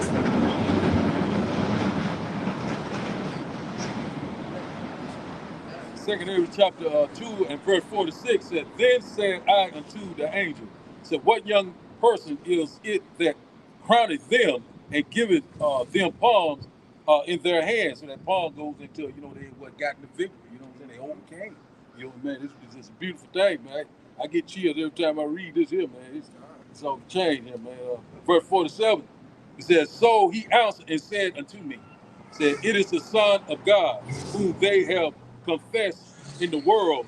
Then began I greatly to commend them that stood so stiffly for the name of the Lord. Yahweh Ba'ashim Yahushua. So that's it. You know, we got to get constant persevere, keep pushing, you know what I'm saying? Strive for this truth, you know, to death. You know what I'm saying? Hey, that crown of life is waiting on salvation, rulership, spiritual power, you know, immortality, new bodies, the holding on, charity, palace, the women. You got it, man. That's like me there. You got something, right? Yeah. So you got This is my young favorite scripture right here. James 1:12. Blessed is the man that endureth temptation, for when he is tried, he shall receive the crown of life, which the Lord hath promised them that love him. You know what I'm saying? Hey, blessed they that endure that temptation, they doing that test, man. Hey, the Lord's giving his whole elect, man. If they remain and pass those tests, they're gonna receive the crown. You know, they're gonna receive the reward for that. Simple as that. That's how you made it acceptable. Yeah, man, it's simple. By overcoming those temptations and adversity. That was it? That was it. Okay, go ahead. It's book of Romans, chapter 8 and verse 18, and it reads, for I reckon that the sufferings of this present time are not worthy to be compared with the glory which shall be revealed in us. For the earnest expectation of the creature waiting for the manifestation of the sons of Yahweh. Right, and hey man, the earth itself is waiting for the manifestation of the sons of Yahweh Ba'ashim Yahushua, Yasharallah, the princes of the power. All right? Because as I tell you in Isaiah 24, the earth is defiled under the inhabitants thereof, man. All right? So you actually have the air, man, the trees, all right? The animals, all right? And especially the people that are literally waiting for the manifestation of Yahweh's kingdom, man. You see? Go ahead, bro. Hey, it's funny. I just want to say this because, you know, I pay attention to these kind of things, and I'm a man of nature. Hey, these trees been the same since I came out here 4 years ago, bro. They have never grown. They just the same size, bro. That's crazy to me because of the conditions, all right? These, hey, the whole creation, man, all right? But it reads, verse 20, for the creature was made subject to vanity, not willing, but by reason of him who had subjected the same in hope. Right? And that creature is talking about the elect, man. Right? It says, for the creature was made subject to vanity, for not willingly, but by reasons of him who had subjected the same in hope, because it was already written that we was gonna fall. Right? The sun, really, you know, hey, we are angels according to the scriptures, man. And these vile bodies and these chains of darkness, right? It was already written from the foundations of the earth that we was gonna fall. And then it said, let me read that last part. It says, but by reason of him who had subjected the same in hope. So it was already understood that we was gonna come up from that stupor, right? That lower state. That nigga looked like Andrew Zimmerman. Oh, yeah, the food show, yeah. Verse 21, it reads, because hey, Baba Kashad, let him bring this out to back you up. Go ahead. This is Jude chapter 1 and verse 5. I will therefore put you in remembrance, though ye once knew this, how that the Lord, having saved the people out of the land of Egypt, afterward destroyed them that believed not, and the angels which kept not their first estate. Right, and the angels that kept not their first estate is us, man. All right, the sons of Yahshua. All right, the princes of the power, man. All right, those the Alahayim. All right, the divine ones. Okay, the rulers, the judges.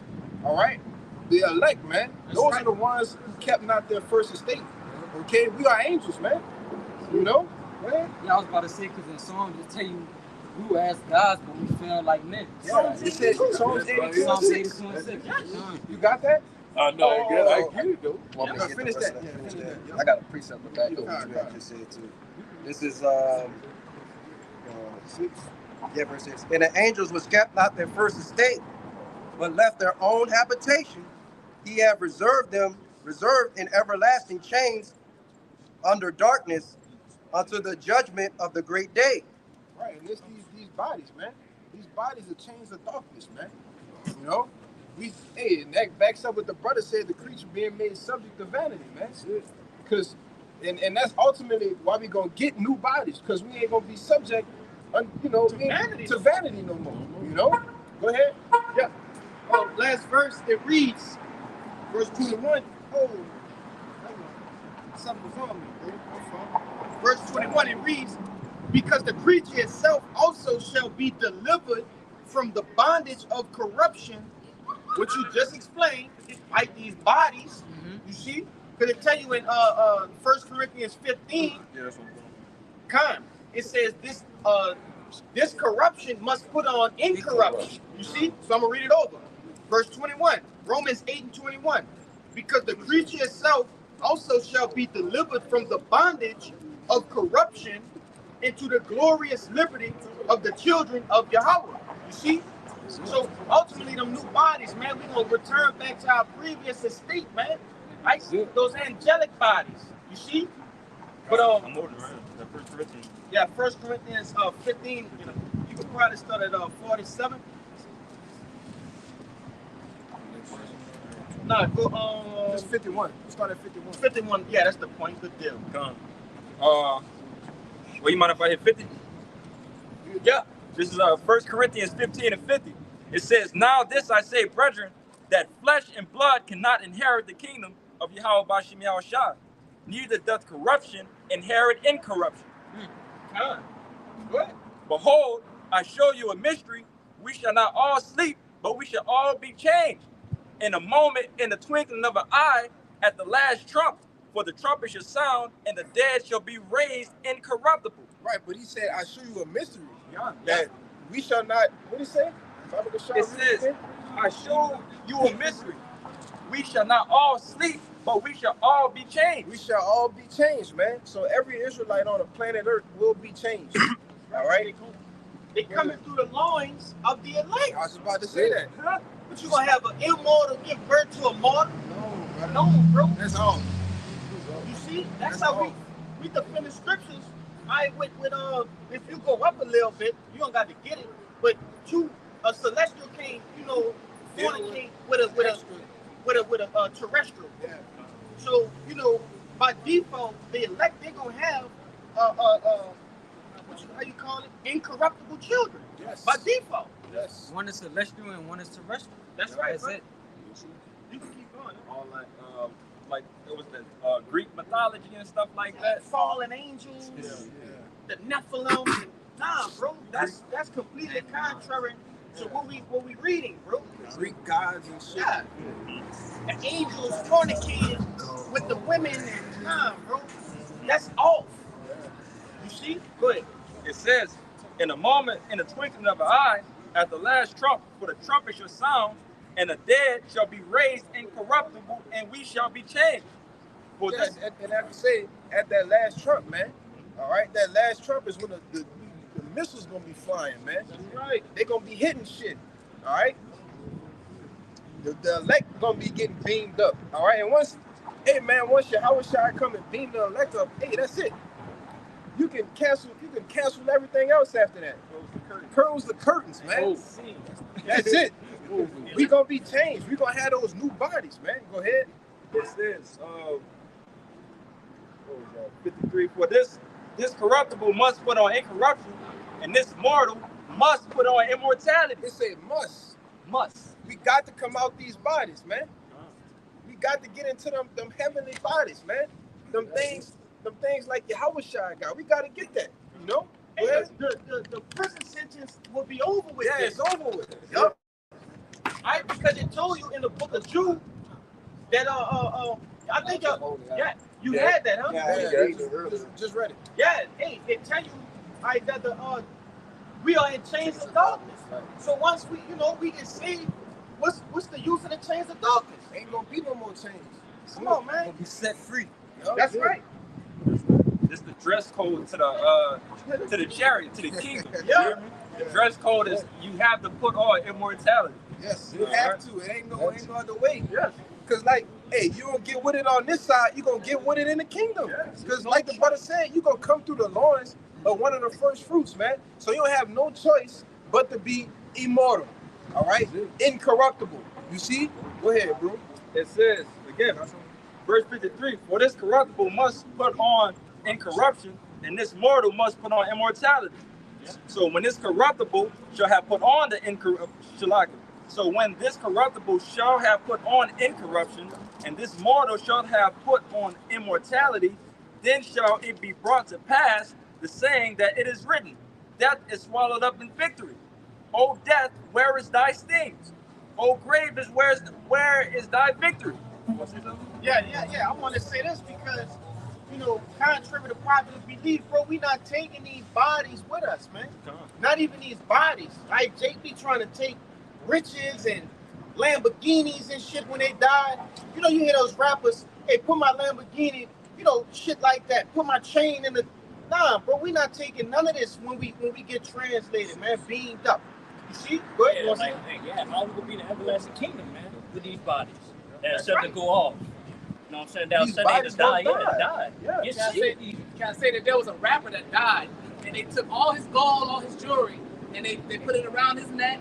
They put all his rings, they put them on his fingers, and they buried it like that. A few days later, We dug him up and we got this. robbers came and dug that shit up and stole it. Yeah, that's that Egyptian shit.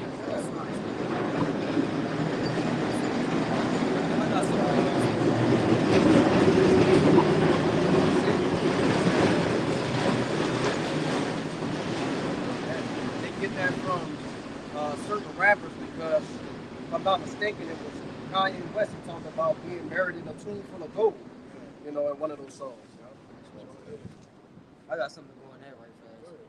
This is 2 Corinthians 4:18. It says, while we look not at the things which are seen, but at the things which are not seen, for the things which are seen are temporal, but the things which are not seen are eternal. So the riches that we have is going to perish on this side, just like everything else that's on this side. The bodies too. Time. I had that Hebrews 8.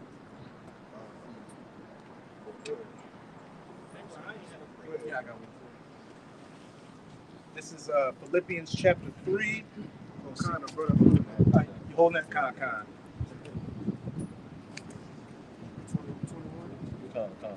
This Philippians 3:21, it says, who shall change? Get 13. 13 to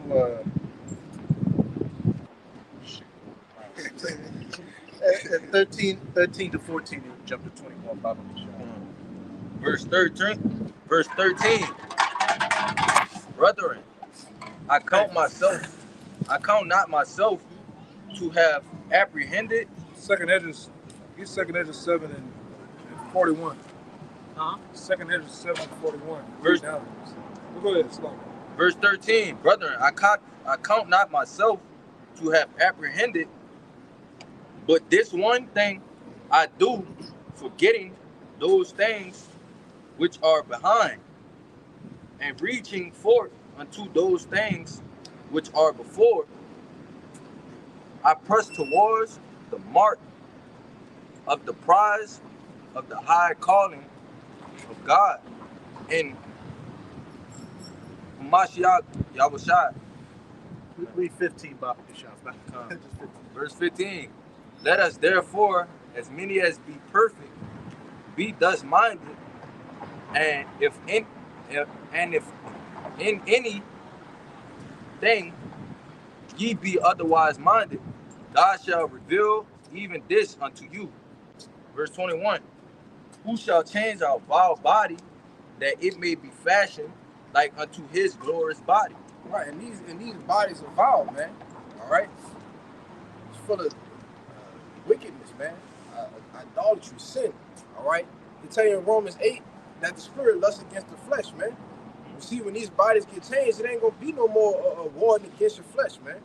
You know, it said. Kara, you finish that? According to the working, I'm gonna get him right here. according to the working whereby he is able even to subdue all things unto himself. All right, it's 2 Esdras 7, verse 41. Even so, now seeing corruption is going up and wickedness increased, and the righteous have prayed for the ungodly, wherefore shall it not be so now also? Question mark. He answered me, said, this present life is not the end where much glory do abide. Yeah. Read that part again. God said, he answered me and said, this present life is not the end where much glory do abide. Where the true glory is going to abide at? In the kingdom of heaven, man. Right? We ain't looking for glory here. Because ain't nothing to glory about. Everybody is wicked. Everything is polluted and it's just a cesspool, man. Right? And then, as you can see with Will Smith and the rest of these guys, you have glory over here and riches, and that shit can be taken from you in a matter of seconds. Yeah, Kanye West. Yeah. Yeah, it can be tarnished, man. Yeah, your legacy be tarnished, man. Yeah. You do something, you know what I'm saying, contrary to the world. Yeah. So you gotta play in order to get fame and glory in this kingdom, man. You gotta do something strange for a little piece of change on the couch, man. Right? You gotta go in that dark room with Diddy. And goddamn it, it's dark. You gotta take that. Go ahead, bro. It said, but the day of doom shall be the end of this time, and the beginning of immortality for it to come. Read that again. But the day of doom shall be the end of this time. The day of doom should be the end of this time, all right? When all hell breaks loose, the destruction of America, all right? That's the doom that it's talking about. Go ahead. And the beginning of immortality for it to come. And the beginning of what? Immortality. Immortality for it to come. Because I already know y'all must have went to 1 Corinthians 15, all right? Go ahead. One more. And it said, wherein corruption is past. Where corruption is past. Go ahead. And temperance is at an end. Keep going. Infidelity is cut off. Yep. And righteousness is grown, and truth sprung up. And truth sprung up. Go ahead. Then shall no man be able to save him that is destroyed, nor to oppress him that have gotten the victory. Why? Because the Lord is going to gift the men of the Lord with spiritual powers. All right? The Lord is going to gift these people ultimately in the kingdom of heaven with spiritual powers. The scripture tell you that our women, our children are going to have spiritual powers, man. So much the way it say that our children are going to play with the most dangerous animals you got today, they're going to play with them in the kingdom of heaven. You're going to be in the kingdom, enjoying the kingdom. You'll see a child playing with a giraffe coming around the corner. A cockatrice, a dangerous snake, a lion. And nothing going to happen, man. All right? In the kingdom of heaven, it's going to be like a party every day. Our children are going to play. You know when we were growing up, that goddamn stoplight, get the stoplight, brother. That motherfucker that turn orange. Yeah. It's time to go. Y'all all the football playing guy, you go running home. All right? In the kingdom, them children just gonna play, man, for everlasting more. You ain't gotta worry, like I said before, you ain't gotta worry about, all right, the Namla boys running around, man. He riding a fucking GMC Jimmy. Just looking at your daughter. Dripping from the mouth, man. All right? Turning the AM radio off, just looking at your daughter. And there ain't gonna be none of that shit, man. You gotta worry about that. Okay? Go ahead. I got more. It said, I answered then and said, this is my first and last saying, that it had been better not to have given the earth unto Adam, or else, when it was given him, have restrained him from sinning. For what is profit, it is for men now in this present time to live in heaviness, and after death to look for punishment. Question. After death, look for punishment, which is another scripture of reincarnation. How you gonna die and then look for punishment? Right? And that's what this world teaches too, about hell. You have a big nigga up there in the chair. Come here. Point you on the other side of hell, man. Bullshit.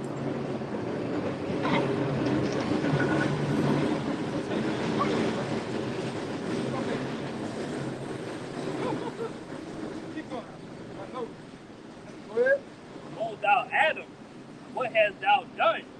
For though it was thou that sinned, thou art not fallen alone. Yeah, it all goes into the beginning of things, man. When Adam went off. that one transgression trickled down to a nation, right? To where we pay for it, man. Okay, go ahead. But we all that come of thee. For what is profit it is unto us, if there be promised us immortal time, whereas we have done the works that bring death. Yeah. Go ahead. And that there is promised us an everlasting hope, whereas ourselves being most wicked are made vain. Keep going. And that there are laid up for us dwelling of health and safety, whereas we live wickedly. Yeah. Whoa. Hey man, go ahead. And that the glory of the Most High is kept to defend them, have led a weary life, whereas we have walked in the most wicked ways of all. Where you at? 52. Stop at 54. Stop at 50. Stop at 54. Verse 53. And there shall be shown a paradise whose fruit endure forever, wherein security and medicines, and since we shall not enter into it, for we have walked in unpleasant places. Yeah, but we're gonna get all that, man. Health, medicines of everlasting medicines and more, man. We're gonna enjoy these people on the side, right along with the 130 elect, are gonna enjoy the benefits of the kingdom, man. Right? Not having to worry about working. That what happened to Adam back then was a curse on Adam to work. You said from the sweat of the rock. Yeah. We ain't gotta worry about that shit. But the nations of the earth, the other nations gonna have to worry about that, man. That's gonna be taken away from us. We're gonna enjoy the men of the Lord have done these marvelous works as we're doing now. We're gonna enjoy it in the kingdom of heaven. What it say? Eat the fruit of your labors. We're gonna eat the fruit of our labors, man. All right? It's okay right now to come out here. It's the forecast of rain. It's hot. Sometimes we be out here, it be brick cold, man. And our cold ain't what Chicago cold is, man. He got brothers in Canada, all throughout Canada. It get fucking 12 below up there, and they out here on the block. Alaska too. The brothers in Alaska, man. Okay? So, hey, man, we're doing this to be rewarded, man, with spiritual powers. Like I said, you brought it out, 1 Corinthians, man. That was I was saying, Aaron brought out that reward. You know, we brought it earlier. Yeah. I got a Let me see some. Let me see if we can bring it up. This is 1 Corinthians, chapter 2 Corinthians, chapter 4, verse 17. Now the Lord that y'all brought that out? Yeah. Now the Lord is that Spirit, and where the Spirit of the Lord is, there is liberty.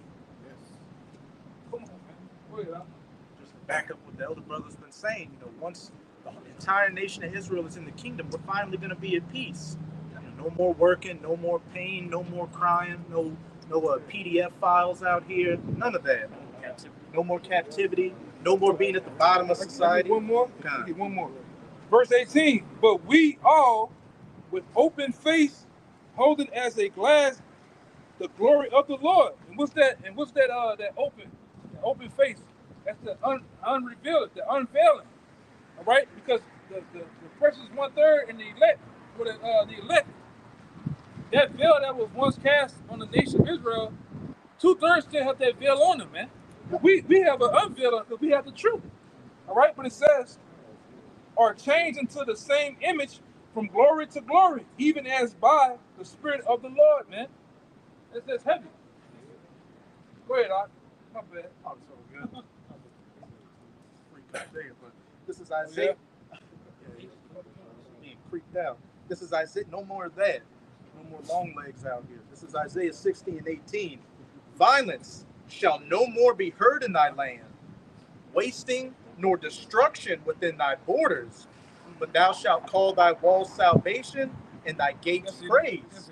Straight to the point. No more violence. And it says in Revelation, I think 21, all tears shall be wiped away. God. Like the brother been saying, y'all brothers could grab it in song. I think it says righteousness and peace shall kiss each other, or something like that. I think it said peace and mercy shall kiss each other.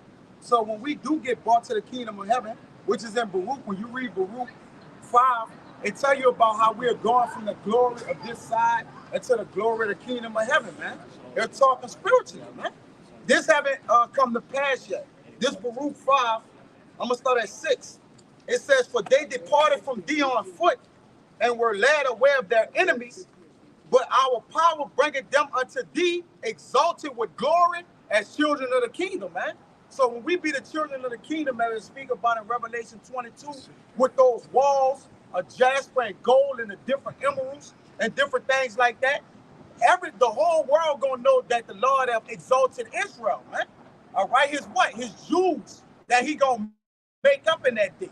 We're not made up. But what they always say about Hitler, that they have the Lord Jews. They have taken the Lord precious ones, man. That's what he was saying about America. Yeah, what he's saying about America, man. They possess the Lord's jewels. Yeah, talking about the jewelry. Salakia, man. You know, it says, verse 9. Because if you stole my jewelry, and I know where you at, I know where you. I'm coming to get my shit, man. The Lord coming to get it. The Lord coming to get his rightful jewels, man. Yep. All right. On top of making you give up the ghost. That's right. And burning the house down. Yeah. Jewelry synonymous with what? I can shine.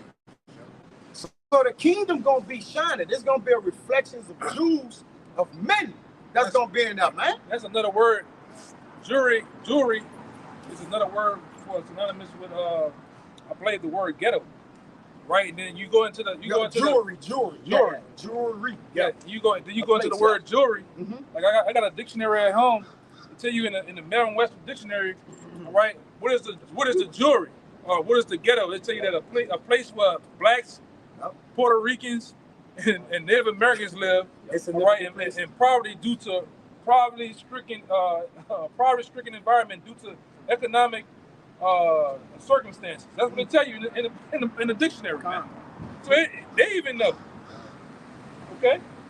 They said Jews. The Jews stay in the ghetto. All right, that's in the dictionary, man. If I could say too, like just to back you up, it tell you in Lamentations 2:15 that we was the perfection of beauty. You know? Yeah, so you tell me them gutter rats, them small hats, the one with the Charlotte Temple curls and the black cap that do this all day. You tell me they in the ghettos? No, these motherfuckers own everything, man. All right, only place that look rough for them is them child tunnels they build in New York to come out. They over here, they come out on the other side of the street. Y'all seen them, man? The tunnels that they made. Booster seats. Yeah. And then you go down there and you got a sofa, a mattress from a sofa, whatever, look like a horror scene, man. All right. Go ahead, brother. Baruch 5 and 9. For our power shall lead Israel with joy in the light of his glory, with the mercy and righteousness that cometh from him. That's the laws in our inward part, man. Yeah. Come on, man. This is the changing of the gods. Like that's you about to see the changing. We're not gonna just be changed. We're gonna be transformed with the laws in our inward part, man. That's how you get spiritual powers. Well, that's how you get immortal, man. When you have the laws and the righteousness that cometh from Yahweh Ba'ashem Yahushai, man. I'm gonna read that again. Baruch 5 and 9. For our power shall lead Israel, with joy in the light of his glory, with the mercy and righteousness that cometh from him. Yeah. Drop the mic. You got it. And what made Moses to shine? When he came down with the laws, but that was outward. It's showing his face. When you got it inside, that's gonna be glowing. Yeah. The laws is shown on his face, man. Which wisdom caused a man's face to shine. And what he had to do, he said he had to put a veil on. He had to put the veil on. But we ain't gonna wear that. That's it, brother. It's gonna be removed forever. That's a good point, brother. Yeah.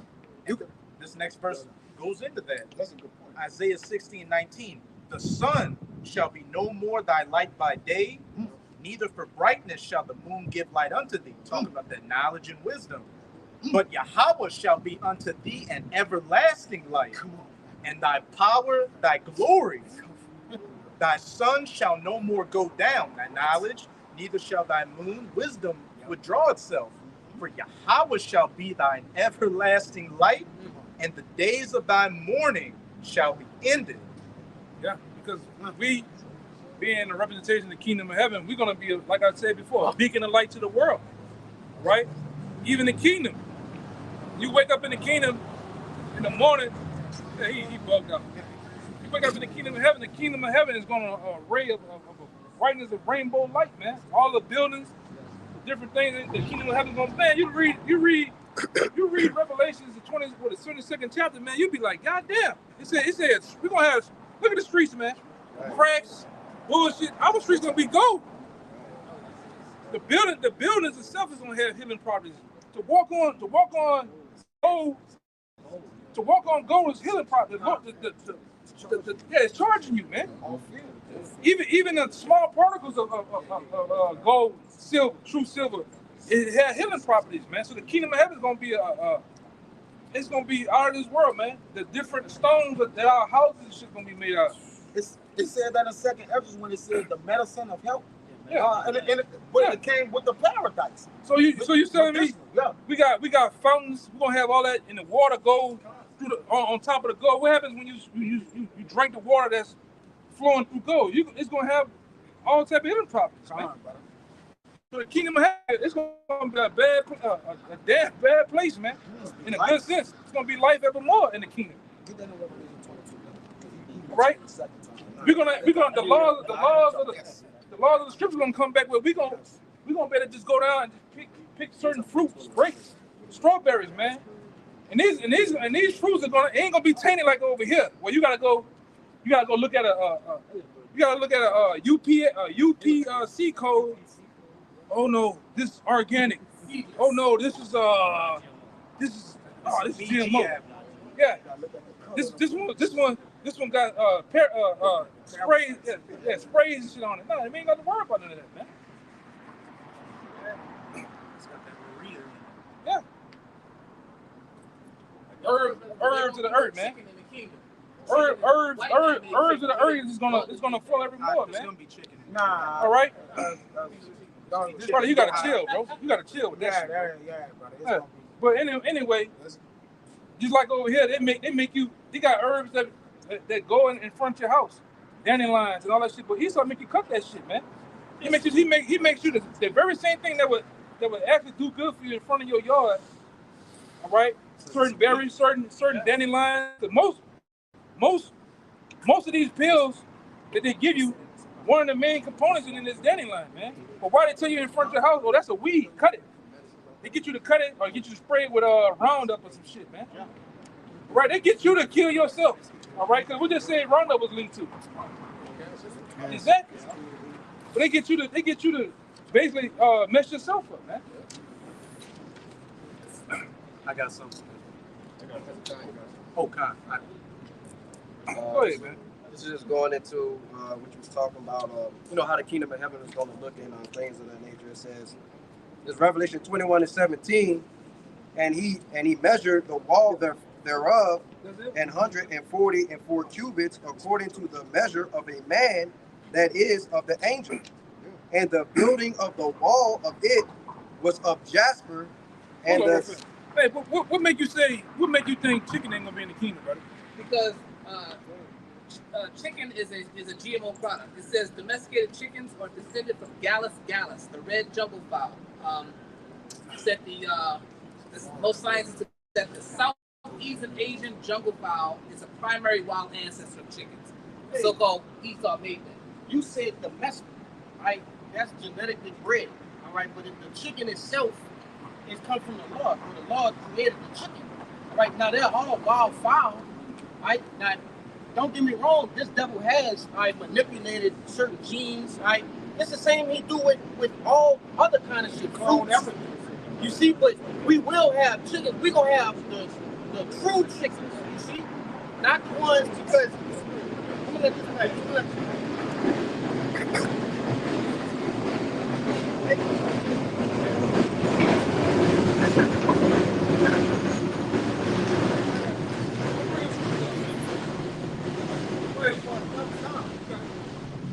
Say it again. Yo, those chickens, bro, they basically just here to produce eggs and meat. They're not like the actual chickens that you see in the countryside, things like that. Those white chickens with the yellow legs, you know what I'm talking about? Those were specifically bred to grow extremely fast and to reproduce at high rates. All right, so when it says, read that definition again, since you're going off that definition. Read it again. Those domesticated chickens are mostly descendants of the Gallus, the red jungle fowl. So and scientists agree that the Southeast Asian red jungle fowl is the primary wild ancestor of modern chickens. Yeah, so what it's telling you is that the chickens that you're speaking of is an offshoot from an actual chicken. It's basically it started from one chicken and then genetically. What dog started from? You know where the dog itself started from? The actual wolf. All dogs come from the descendant of a wolf. And you had that's domesticated. You had the Doberman, the Rottweiler, the Pomeranian, the Schnauzer, the German. It's the same thing, brother. And I say this too. To back up the elder furthermore, at that point, you got a certain dog, the dingo, the Australian dingo. Go look that up. That's the closest descendant to a wolf right there, bro. You see? They actually got a German Shepherd, a brand of German Shepherds called Wolf Dames. Yeah, Right. that's right, bro. Yeah, bring it up, man. This is some heat rock right And here. this is in red letters, so it's Yahushua speaking. Red letters, Matthew 23:37. O Jerusalem, Jerusalem, thou that killest the prophets and stonest them which are sent unto thee, how often would I have gathered thy children? How often would I have gathered thy children together, even as a hen gathereth her chickens under her wings, and ye would not? You listening? No, listen, brother. No, I was getting the Go ahead. Again, Matthew 23:37. O Jerusalem, Jerusalem, thou that killest the prophets and stonest them which are sent unto thee, how often would I have gathered thy children together, even as a hen gathereth her chickens under her wings, and ye would not? Straight to the point. I mean, clearly there were chickens back then. The chickens now, there's going to be chickens in the kingdom. Yahushua compared himself as a hen gathering his chickens together. Why would he make an unclean reference on how he gonna gather the kingdom of heaven? Yeah. But and then when you start to look up foreigner birds or birds, you got chicken, you got turkey, now you got duck, geese, quail is clean. That's all foul. Ducks, that's all foul, right? Which makes them fun. You gotta know what you can eat. You can't eat duck, it got 12 feet. All right, you can't eat that. That's unclean. But you gotta know the turkey and the chicken family, man, hens and different things like that. You gotta go.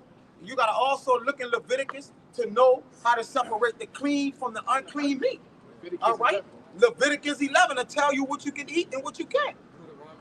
Deuteronomy 14, which is a reiteration of Moses. Deuteronomy means duet, means two. He reiterated the laws to the children of Israel after they came out of Egypt, man. That's why you got Deuteronomy. He told the children the laws again, reiterated like, here go the laws again. But it was the same laws. All right, that's why you have that. In case if you don't know what Deuteronomy means, that's what it means. Duet means two. The second time. Go ahead. To furthermore back that up, brother, it's specified in that Matthew that the brother brought out a hen. Right? The hen is a female. That's a female chicken. Right? A chicken is just like the class. All right. That's the class. That's just the class. I read a chicken. Right? A rooster is the male. You see. So what the white man have done, what Esau, Edom have done, has blurred the lines of what the sexuality of the chicken. You see, that's why it's saying the domesticated chicken, because this devil, he's breeding them for just like mass breeding, right? He's just mass breeding them. Right, so where you finding all these chickens to put in these stores?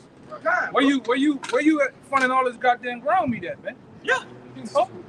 They have the real, the elites have the real shit, while they giving us the clone shit, right? They going in these labs and what? They're producing it at a higher rate now. It is fake chicken, right? Fake chicken out there. It's genetically modified though. So when you say the white man made something, what he didn't try to clone yet, man. That's the case. Ain't nothing clean. You get it?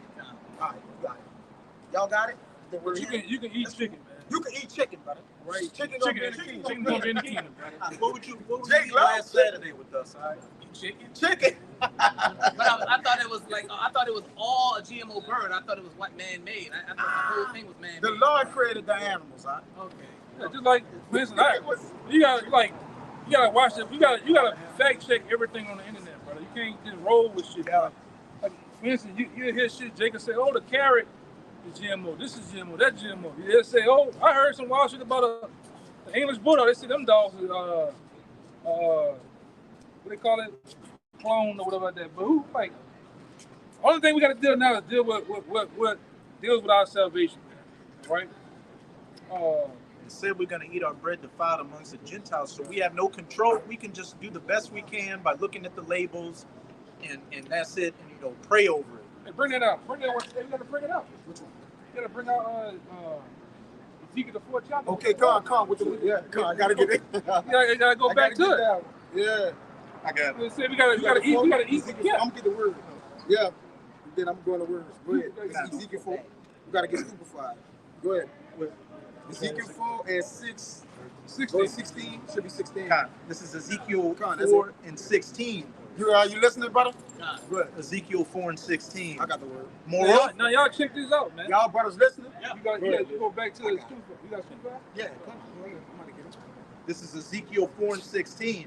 Moreover, he said unto me, Son of man, behold, I will break the staff of the bread in Jerusalem, and they shall eat bread by weight and with care, and they shall drink water by measure and with astonishment. And that's over here in captivity. He said, read that part again. Moreover, he said unto me, Son of man, behold, I will break the staff of bread in Jerusalem, and they shall eat bread by weight and with care. And with care, meaning we gotta go to the stores and look at the label. Brand 40. What is it? What is it? Food. High fructose corn syrup. Yellow 5. High fructose corn syrup. We gotta eat with care over here, man. Gelatin. Yeah, gelatin. All right, you gotta literally look at a word on the. I think it was Tropicana orange juice. It has roach blood in it. You gotta literally look at these things with care. Read that part again with the care. And I will break the staff of bread in Jerusalem, and they shall eat bread by weight and with care. Eat bread by weight and care, with care. I mean, we gotta look up our. It's so sad that we gotta look up our foods, man. Go ahead. Yeah. And they shall drink water by measure and with astonishment. Yeah, you gotta watch the water you drink here. Just because you drink certain waters don't mean that the water is acidic. Like, for instance, it doesn't have to be righteous over much, but you drink the Dasani water. The Dasani water has the same element in it, the same compound. They put potassium nitrate, they put potassium something in it. That's the same thing with the injection, man. And the water bottles are what? Leaching microplastics into the water. Yeah. Can I get a precept? Hold on. We want to break this down for you. Go ahead. You finished. Yeah. You want to read 17? Number 16. The word astonishment that's stupefied. Yeah. Where you at? I'm at Ezekiel 4 and 17. I read 16. 16 is the point. With Yeah, go ahead. So read the word at the end. The astonishment. And this is what the way we're eating and taking in our delicacies, unquote unquote, as we eat, according to the law, the best as we can. Go ahead. What's up, brother? Go ahead. And they shall drink water by measure. We're gonna drink water by measure, meaning we gonna drink. We gotta balance it out. We gotta weigh the scales of what waters is good. We gotta watch. Go ahead. And with astonishment. And with astonishment. When you go in that word astonishment, it means stupefied or stupefaction. Stupefaction. Stupefaction. With the word stupefaction goes back to the word stupefy. Stupefy is the root word. I got it right here. Which means to make someone unable to think or feel properly. Why? Because why they do that? Because in the water that we drink here, mainly the faucet water, they put fluoride, Ritalin, they put Percocets in the water, man. To make people feel not themselves. All right? Drugs. Yeah, drugs. Sedate, inebriate, intoxicate you. So these waters, we gotta watch and measure or judge and measure, which balances means to measure. So you gotta judge what you drinking, or you gonna what? Ruin your system, man. So we gotta watch what we drinking and eating. Heavy metals and that's why the Lord said, my people are foolish They have not known me, which means stupid. Because most people don't watch or look into nothing, man. You got it. Those heavy metals and all those elements, they lead to what? Autism. They lead to all these other mental deficiencies that people have out here. Brain fog. That's why a bunch of people are walking out here dizzy. Where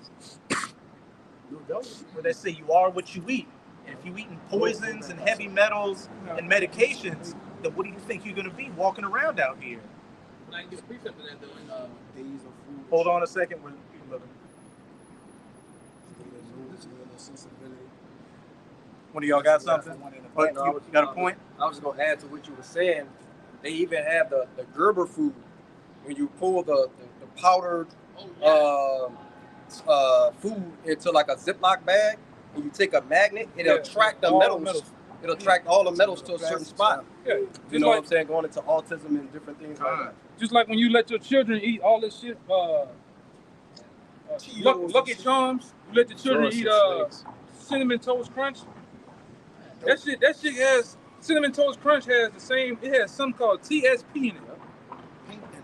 Yeah, TSP is industrial grade paint thinner that you feed your children, man. Right? They got the same shit in Roundup. Yeah. They could Monsanto was linked to those different glyphosate, man. Yeah. You dealing with the devil, man. And we're not giving medical advice or medical information. We're not certified doctors or anything like that. Yeah. This is just a disclaimer, man. Yeah. Right? This is for educational purposes. We are not doctors. All right? Fair use. Fair use, man.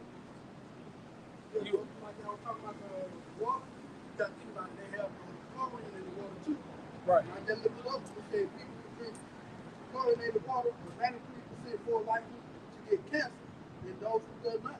Yeah, and then what's so crazy, he not just putting, when it goes into the astonishing water, he's not just putting it in that water. The water that comes above our head on a rainy day, this nigga puts chemicals, he sprays chemicals every day. And does what? Get on the biggest organ in your body, your skin. They have acid rain, all type of shit, man. Yeah. This devil, he attacks you on all levels. Yeah, go ahead. What's that? This is Mark 16 and 18. It says they will pick up snakes with their hands, and when they drink deadly poison, it will not hurt them at all. So, you know, the wicked stand up these things for us, but it's gonna be up to no effect to us. But to the rest of the world, they don't have that covering, so they're gonna be fucked up.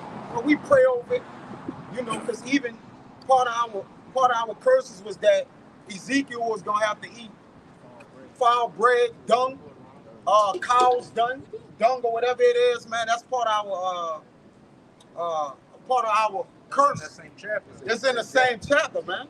All right, so we, like you say, according to the Lord, we gotta pray to the Lord to make sure, you know, He keep us safe, man. That's all we can do, bro. With the dung, like just recently they came out with a report saying, you know, there's trace amounts of feces on silverware you use at restaurants. So yeah, they already did. We gotta get out of here. You gotta pray for shorter days, man. Anyway, Jake ain't cleaning the goddamn thing, man. All right, he used to have a show. When I was staying in Houston, he used to have a show come on that was connected to the food inspection people. They said they'll put them on blast in the newspaper, on the news. They go to a restaurant. It's slime in the ice machine. They'll go in there and show the ice machine. They'll do some shit with their hand. This number of pink slime, yellow, green slime come out of the ice machine.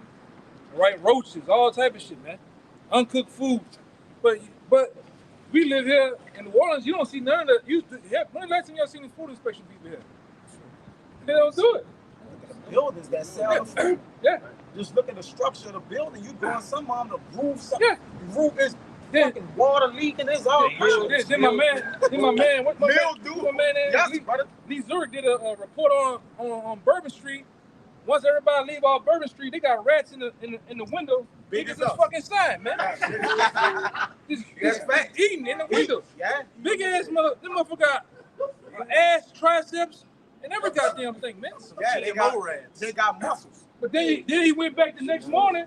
People just dining in the window. Yeah, you know? In the same place where it was. Same place. Rats got muscles, man. Yeah. You go to New York, same shit, man. Big ass rats, man. Fucking goddamn roaches got goddamn eyebrows and triceps, man. Biceps, man. Big ass motherfucking roaches, man. Big German roaches. Them bitches terrorize your ass. Go ahead, brother. Yeah. Hitler roach will add a point to what the brother Ryan said.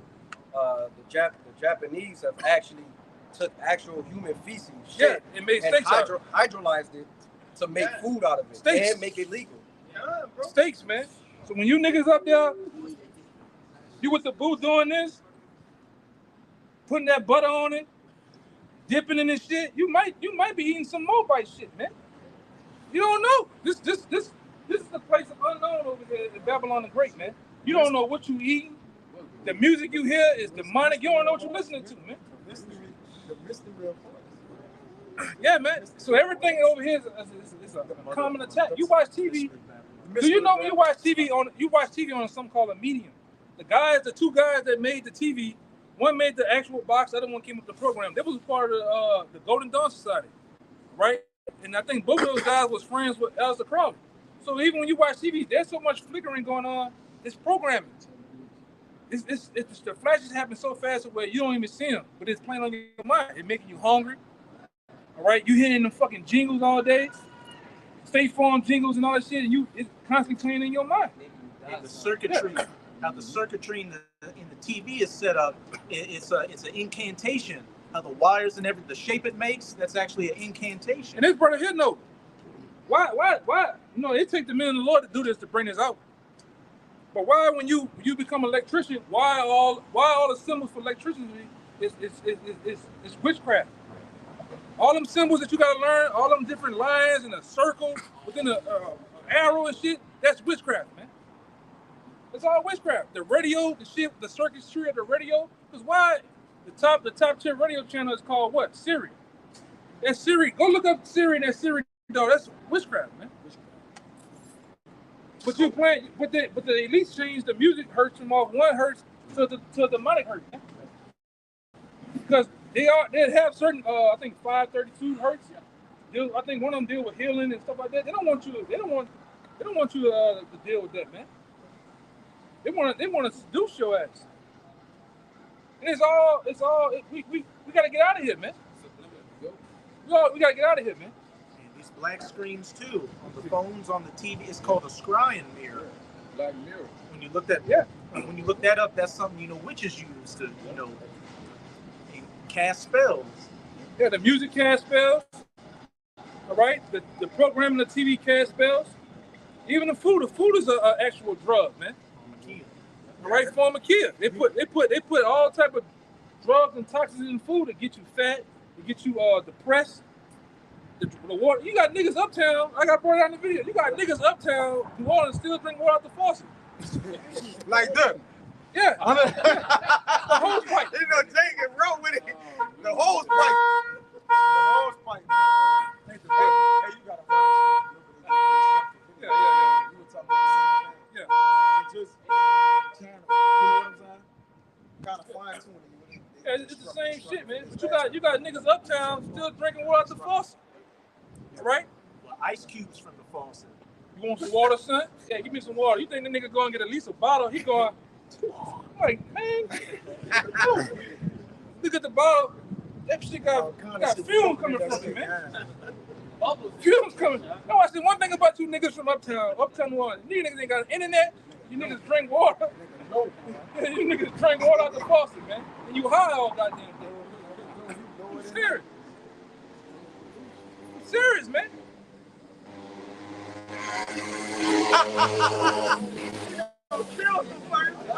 You got no insurance on that. That nigga swear, brother. He think he on a Yamaha R1. He think he on the big dog shit. And doing his legs like that. Tripping, man. Hey, that nigga get killed, bro. And he dipping down like he's really catching up. Yeah, he down on the plate. Yeah, he crazy, like, oh, Lord have mercy. I bet you he drunk some of that water, though. Nigga drunk that water, man. Yeah, full of that shit, man. You got in his water jar. What the hell you gonna do? Watch out. Yeah. Somebody look it up. Somebody look up electrician symbols, witchcraft. I know I got this other thing on my phone. Yeah, I know. Yeah, use code words for some of the stuff we talk about, man. But that water with the chlorine, I don't know if you brothers know, I deliver chemicals, which is what I did. And man, all the different acids and sodium bicarb I use, the cyanuric acid, I deliver all that, brother. That's what I do at my job. Brother, we put so much into that water just to cleanse it that you brothers take a bath with. That brother using Slidell, I'm going to the water wells, delivering to that shit, man. You wonder why you itching, burning. Like that's the water so filthy. So you gotta hit it with so many chemicals until when they get to the people, it's killing you, man. It's getting all of your skin, your body. You basically taking a bath of chemicals. That cyanuric acid. I deliver all them wells in Slidell. You can hold that. Over there, I was dripping that for years, man. Electrician. All y'all want that cyanuric acid. I poured it on some concrete once, and that shit left a mark on the concrete. It was steaming and bubbling, and you pour that in your pool to lower the pH. The pH to kill all the feces, all the dead stuff. It's brother, the water is brown. I got it on my page some years ago when I first. Yeah, brother, that was one of the wells. That's just one of the wells. You saw the water? This is for the electricians, and this is another table of witchcraft. This is the electrician one. They look similar. It's the same thing. It's the same thing, man. This is the electrician one. Yeah, they got some more witchcraft. These it's electrical symbols, and this is the one for witchcraft, man. Mm-hmm. The same shit. That's how the water look. This way more shit. You putting demons are running all through your house, man. You heard me? Demons are running all through your house and shit, man. It's way worse than this. That's a good one. That's a good one. I had a partner that worked for Sewage and Water Board, and I asked him, I said, why do y'all put what y'all put in the water? Yeah. And we was going through all the different stuff they actually put in the water. Yeah. And by the time we was done, he started crying. You know what I'm saying? They make us do it. You know what I'm saying? They make us do it. Yeah. Yeah, brother. Yeah. We dying to live. We're dying to live here. You gotta pray for shorter days, man. Hey, look what passed by, man. Look what passed by. The water truck. Lord got a sense of humor, man. Yeah, but it showed you that in the movie The Watchmen. How they were putting shit in the water, making people go crazy. Yeah, that's the shit. I think like it's Batman. Batman Begins. Yeah, just like the other dude, the scientist guy, the black scientist who they try to kill. That dude said, man, they made me do things to frogs to make them like this. And they said they basically put, once they came up and mastered how to make the frogs with atrazine. Yeah. They put them in the water system in the black neighborhood. That's why you niggas are running around like this, man. Cause you filled with atrazine and estrogen, man. Just like the men here. If you're gonna drink any beer, if you're gonna drink some beer, try to drink imported beer from Germany. Don't drink Budweiser, don't drink that shit. They have higher level, the hops. Yeah, the hops and the beers over here in America are doused with high levels of estrogen, man.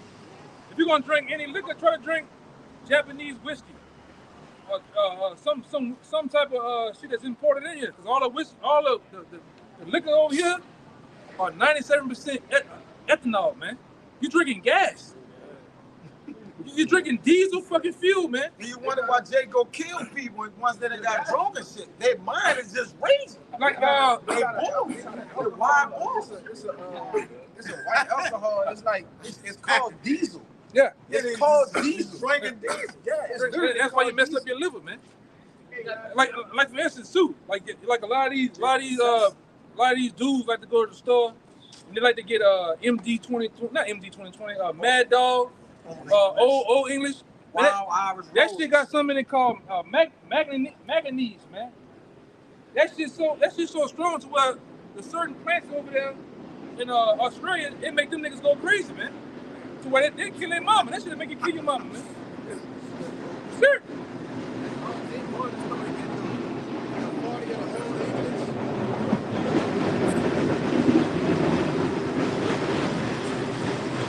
Yeah. was pushed to us by the apostles, elders, and you had brothers like Ariella. Man, no man in the Lord should be drinking no fucking old English, man. Right? I'm about to say that shit, man. You ain't on the block in Cali, man. Go drink some quality shit, man. If you gonna drink some, go get some quality shit, man. Because all that malt liquor shit is nothing but the shit that's in the shit that's at the bottom that's been sitting. They put all that shit together. All the liquors, the ones the trash of this shit, man. With manganese. Man, go get you some quality. Hey, brother, it's best to cry at one time. Go buy you some quality shit. It's gonna you get this much, man. You're gonna be nice, man. Jake had to drink a cup 9, 10 times just to feel right, man. Come on, man. You can't drink by the table, brother. Just try to drink by the label, brother. Jay, just drink whatever you put on the fucking table. Yeah, man. You pull it in there. Come on, brother. Come on, and some of that shit be so, brother. I done been around brothers. Brother, some brothers bring some shit. Abraham Lincoln, man. I ain't drinking that shit, man. That shit like somebody punching you out, brother. With brass knuckles. I'm like, man, hey, that ain't it, brother. I'm serious. Hey, brother, that liquor ain't it. Immediate headache. I'm serious. Instant headache. You think you Abraham? You think Abraham Lincoln got shot in the head all over again, man? That shit be too. Like, brother, don't drink that shit. Drink the Jägermeister shit, all that shit, man. Come on, Jaeger bombs. You drink that shit, you just start sinning, bro. Yeah. I didn't got to the round, man. Jake didn't leave that fucking teleport alone, man. Oh, that got demons on it. That shit got demons on it. Secret demons. That Casamigo shit. Everybody I watch on a TikTok, Instagram, the bitch, she'll drink. She'll be all right walking around hugging, and she'll drink that Casamigo, and then she'll be laying up on the goddamn engine, man. She changed the transmission. You remember that video? Yeah. Please get that. We were talking about that the other day, bro. Yeah, man. Get that. I remember that video. Watch that shit, man. You gotta watch that liquor, man. That shit, and it's called spirits for a reason. But they put spirits on you.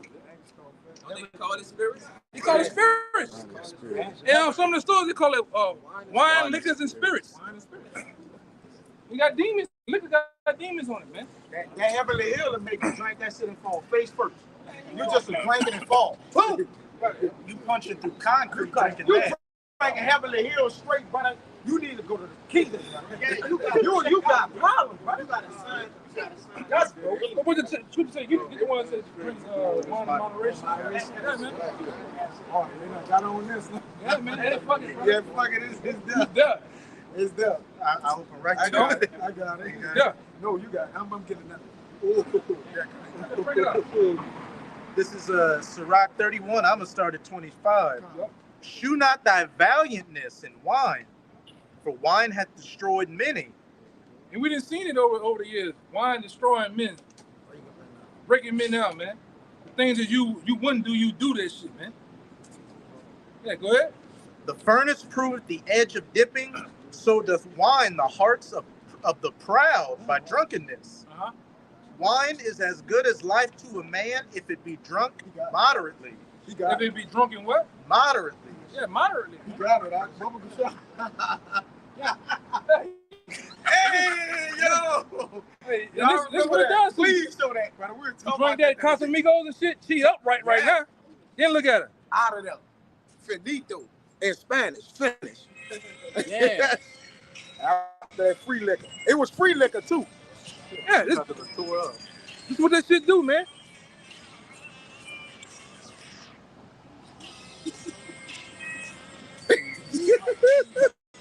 You shouldn't be out. The scripture tell you shouldn't be out. Yeah.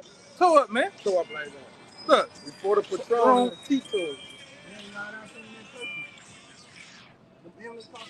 Look. She fighting the bushes, man. Out of here.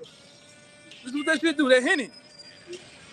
You know them niggas pumping. Oh, yeah.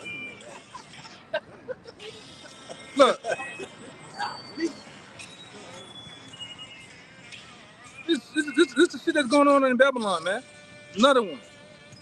And it look like they got demons on them already, man. Before they even hit the liquor, man. Look, crying for no reason, man. Yeah, this shit is ridiculous, man. Hey, them 2 for $5. You go get a 2 for $5, brother. Your heart not right. That's just what it is. Look. What it is, brother. 1 brown and 1 white. Don't drink if all you got is $3. Yeah, we get the point though, man. Yeah. Look what's going by. Hey, on that Straight 5. Lord, I'm defeated with the wood.